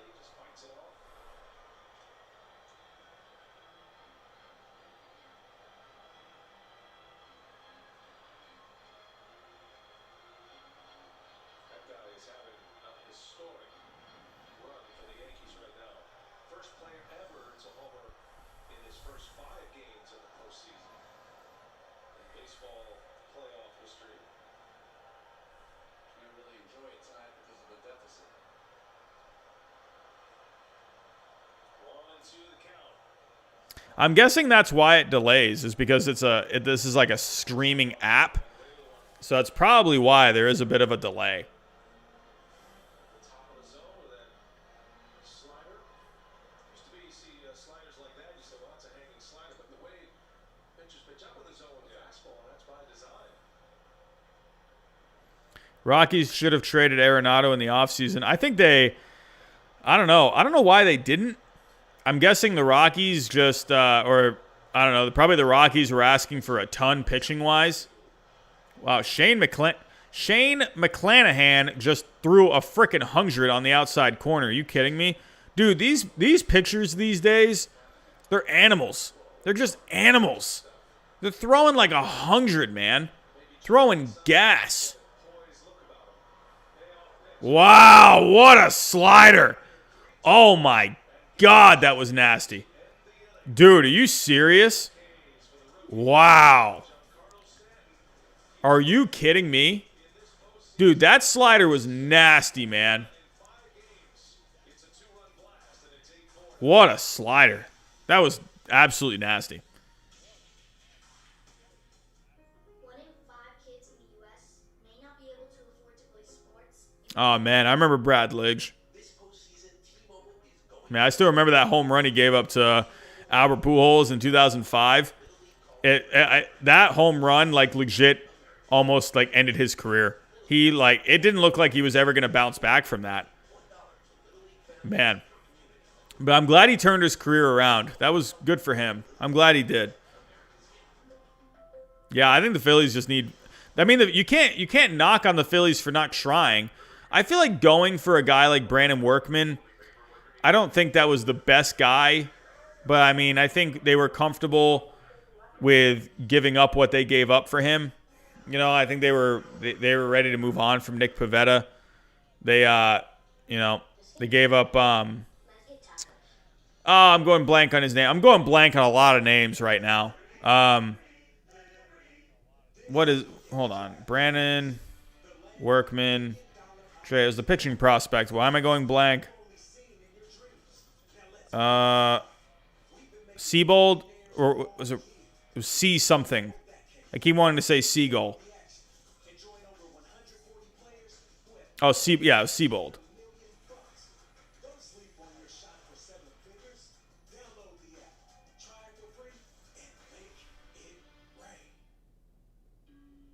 Connor Seabold. Going so blank on that name. I always want to say Seagull.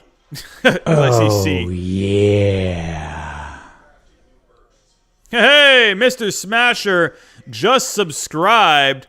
What is going on, Mr. Smasher? Hello, hello. We're not raising a glass for the last 225 years. We're raising Jim Beam for 225 years to come. Ever since I took a sip of my drink from Taco Bell and won the all-new Xbox Series X. Let's take a look at that Padres-Dodgers game. Let's see what's going on here. Oh, did Mookie just drive in a run? Oh, they threw Barnes out at third. Wow.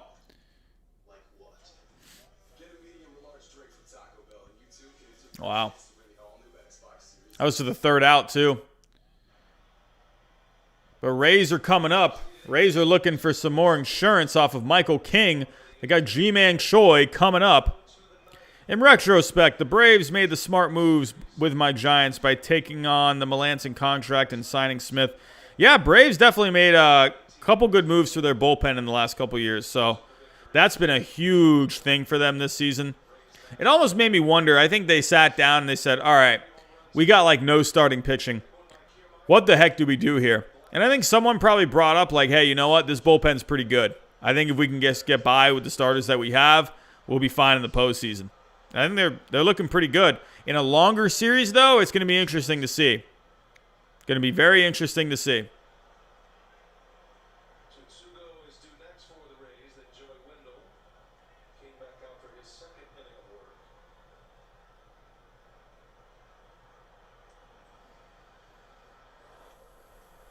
Rays are 3 defensive outs from getting to within a single win. Chester, where will Joe go next season? Joe? Joe who?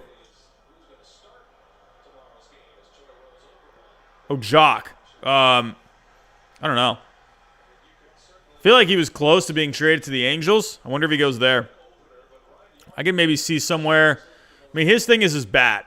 So, I don't know. Maybe like Colorado. That'd be cool. It's okay, Chester. I was like, who's Joe?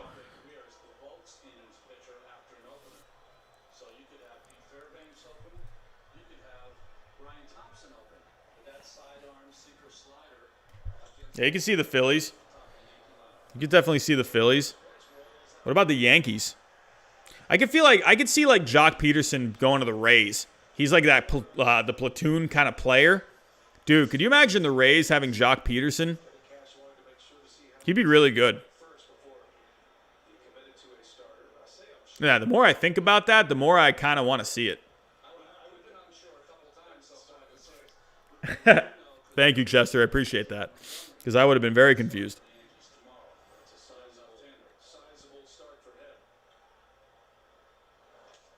The A's would be fun, too. Stay out west. A's could be fun. I don't know. Now that I said the Rays, I really want to see him on the Rays. I think that would be a good fit. I wonder what kind of a contract he gets. I feel like he doesn't get too big of a contract. I'm kind of interested in looking at his stats now.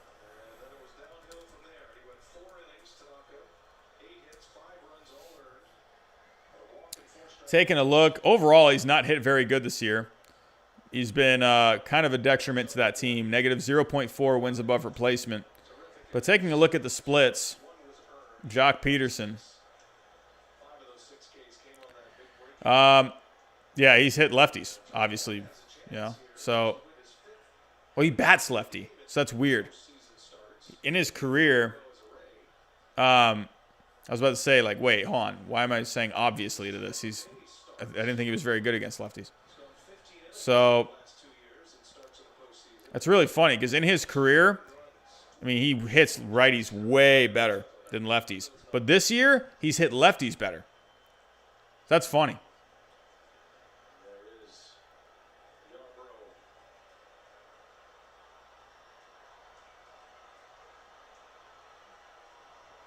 Yeah, he's done. I mean, he hasn't had as many at-bats against lefties. He's had 9 at-bats. So I guess you can't really look at that too much. But yeah, very weird. Very weird.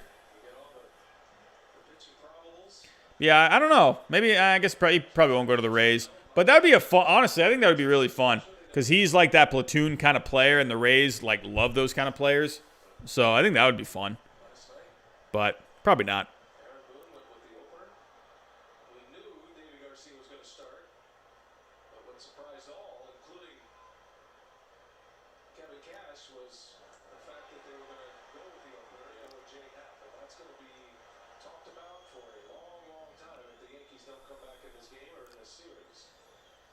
Yeah, TBS talking about the Davy Garcia opening, or the game he started yesterday and pitched 1 inning.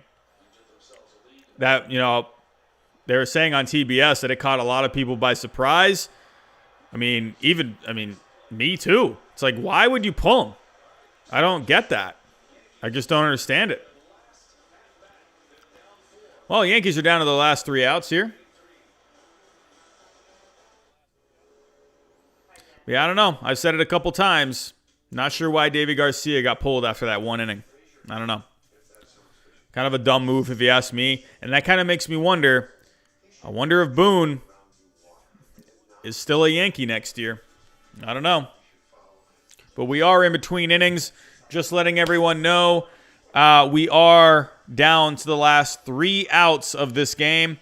I will not be sticking around after this game. We'll be talking about the Dodgers and the Padres tomorrow. So we will be streaming again tomorrow night. But, yeah. So we got 25 people in the chat. You guys have been awesome tonight. Thank you so much again for coming in. If you haven't already, give me a thumbs up on the stream. Definitely helps out. This is the last chance. If anyone would like to drop a super chat to leave a little donation for the channel, that's more than appreciated. Always, it'll highlight your comment or question in the chat. It'll have it pop up on the screen. But if not, just give a thumbs up. That's always welcomed as well. So, Robbie, I wanted the Rays to trade for Gallo at the deadline. I think Gallo would have been a great fit with the Rays. When I saw that rumor out there, I was like, that'd be actually really intriguing. Power bat. Kind of fits like what the Rays like to do, you know?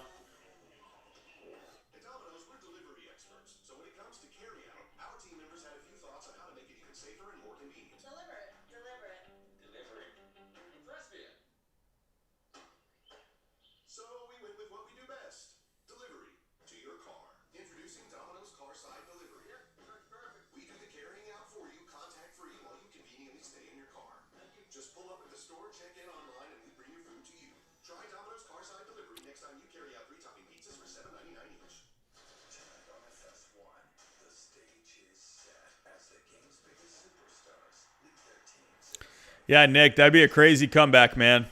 Be crazy. BZ Baseball, have a good night, man. Have a good night. Thanks for coming in tonight.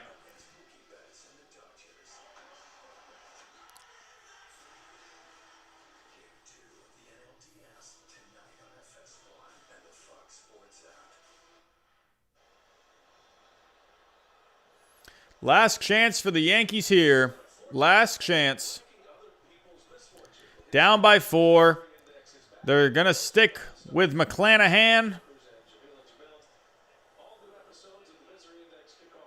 Clint Frazier is going to be leading it off. Pinch hitting.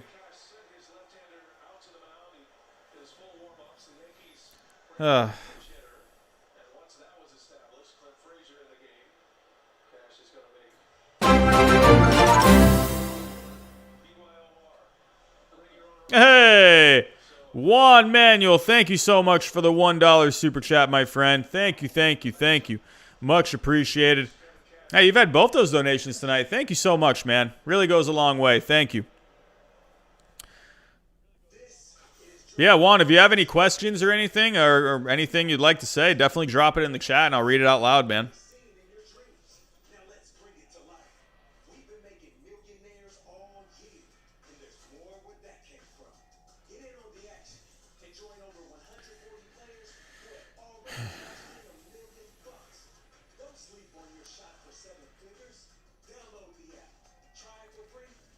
I know, Sports with AJ, it's pretty frustrating, right?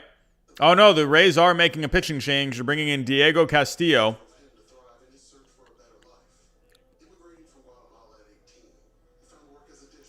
Yeah, I mean, that's what I'm saying. Like, the Rays they win, man. You know? I was kind of writing off I'm not going to lie, I was kind of starting to write off the Rays after that Game 1 win. I mean, but I figured someone on the Yankees would step up in games 2 or 3. I figured they'd probably drop one of these games, but to lose both? I mean, that's, especially with the way this offense has been playing lately for the Yankees. I mean, I don't know, man.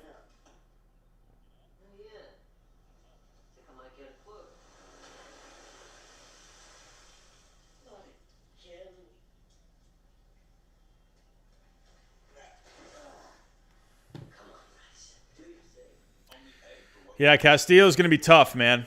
Castillo's had a good year. Taking a look at Diego Castillo real quick before this inning gets underway. He's had a good year. I actually had him on my fantasy team this year. I picked him up late. Yeah, he's very good, man. This year he had a 1.66 ERA, 23 strikeouts over about 22 innings.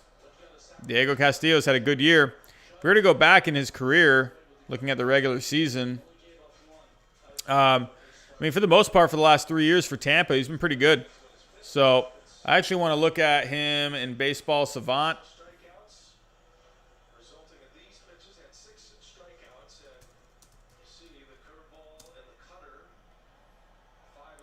Looking at Diego Castillo.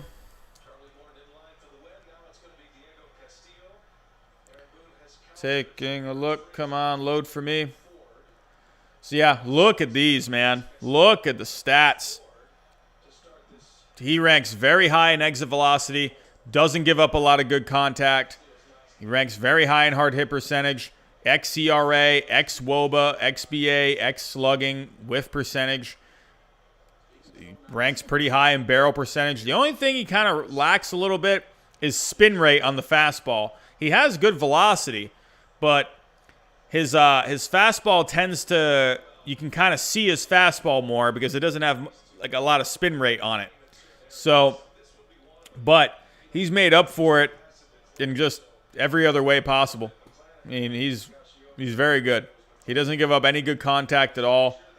So, and he's one of the hardest throwers in the game. So,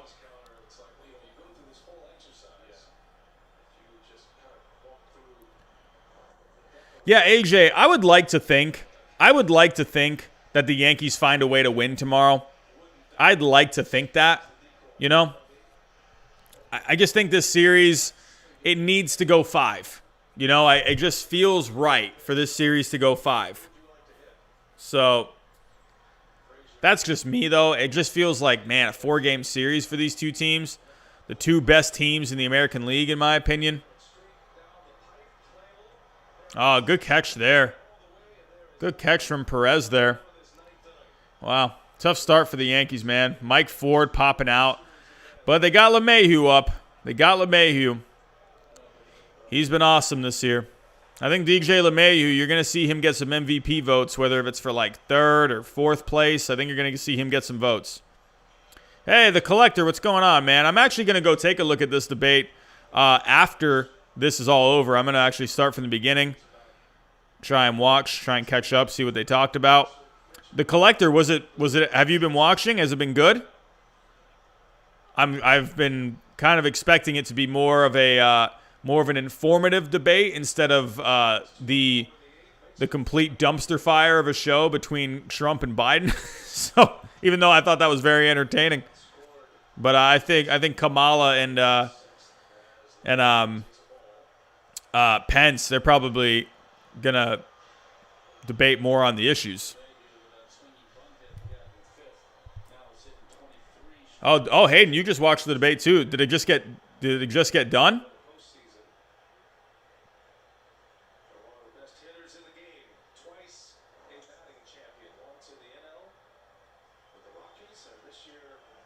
Oh, the Collector, they're watching it right now. Okay. Cole is going to have to carry the Yankees on his back. I mean, yeah. I think Cole, it really sucks, man, because he hasn't really had, Tanaka, to me, I don't think Tanaka's a 2. I don't think Tanaka's a 2. I think if they had Luis Severino healthy, I think that would have been good for this year. I don't think Tanaka's a 2, man. I think Tanaka's like a 3. Yeah, I think that's going to end up, if they end up losing this series, Juan, I'm just an outsider, man. I just look in. I just see what they both got to say, man. I just see what they both got to say.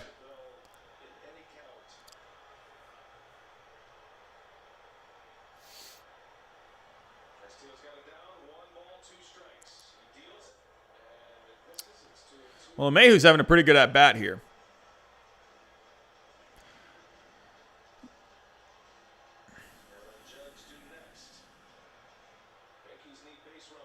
Yeah, that sounds about right, Hayden. Sounds about right. And Cooper, I'm not if that's actually like how it went, I'm not surprised. Kamala's not good at debate. So Kamala kind of tends to, what she likes to say, she likes to kind of talk about the hot topic kind of issues. She likes to try and throw something out there, and like kind of like a hot take kind of a thing, but then she doesn't really ever have anything to back it up. So yeah, I could see Pence definitely talking more about the economics. I can definitely see that. At the end of the day, I think that's what people want to hear, I think people are starting to get kind of tired of all this COVID stuff.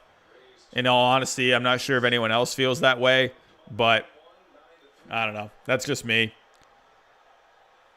I think there's a lot of numbers out there that haven't really, that kind of paints COVID in a much different picture. So I think people are, starting to get over it pretty quick.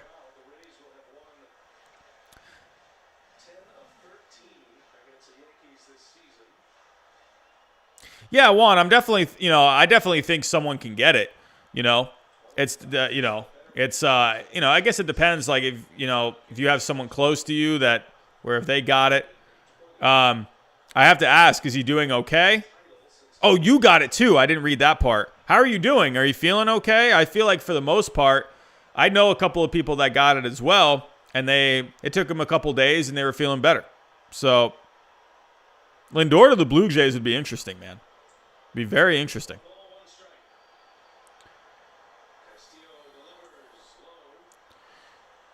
But on my TV, we have a 2-1 count.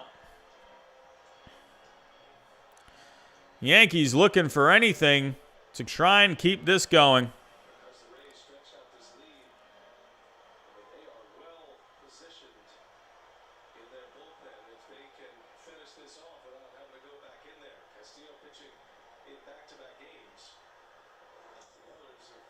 And a ground ball on to third, on to first, and the Rays take the 2-1 lead in the series.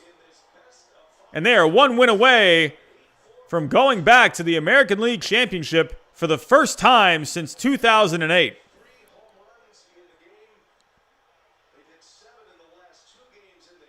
That's good, Juan. I'm glad to hear that, man. I'm glad your dad's doing good. I'm glad you're doing good. But as for the baseball, the Yankees are 1 out away from being eliminated. And the Rays are in position to get back to the American League Championship Series for the first time in 12 years.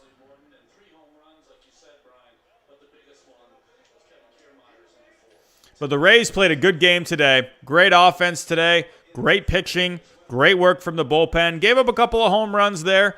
But Tanaka, he really was not effective at all in this game. Bullpen was not effective.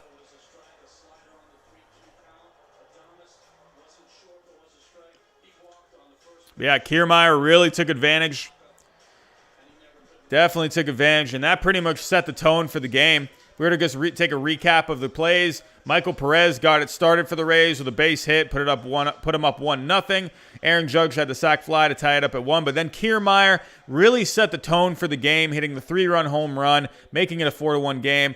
And then Arozarena, again, another home run. He has just been as hot as can be in this series, in the whole playoffs. So he has just been amazing. Aaron Hicks, he was able to get a double across or get a run across with the double. That pulled them a little closer. But then Perez, he had a home run of his own.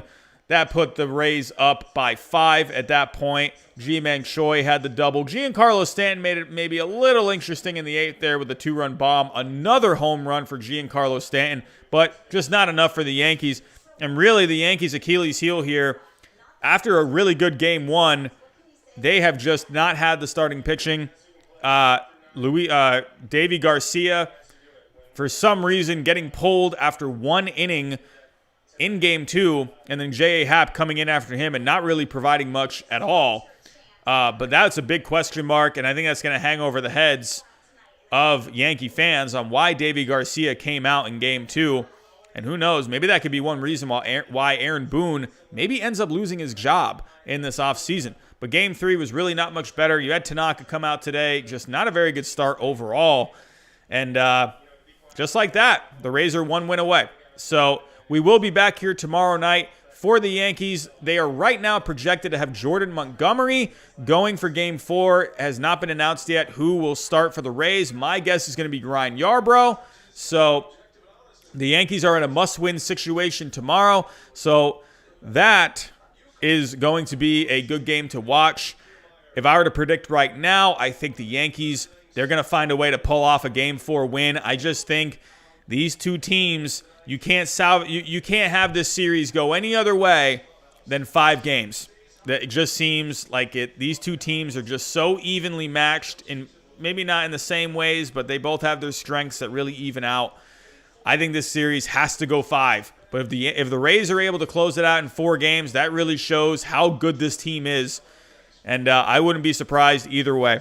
So that is all I got for tonight, everyone. Thank you so much for coming in tonight. Juan, thank you so much for the donations tonight. Really appreciate it.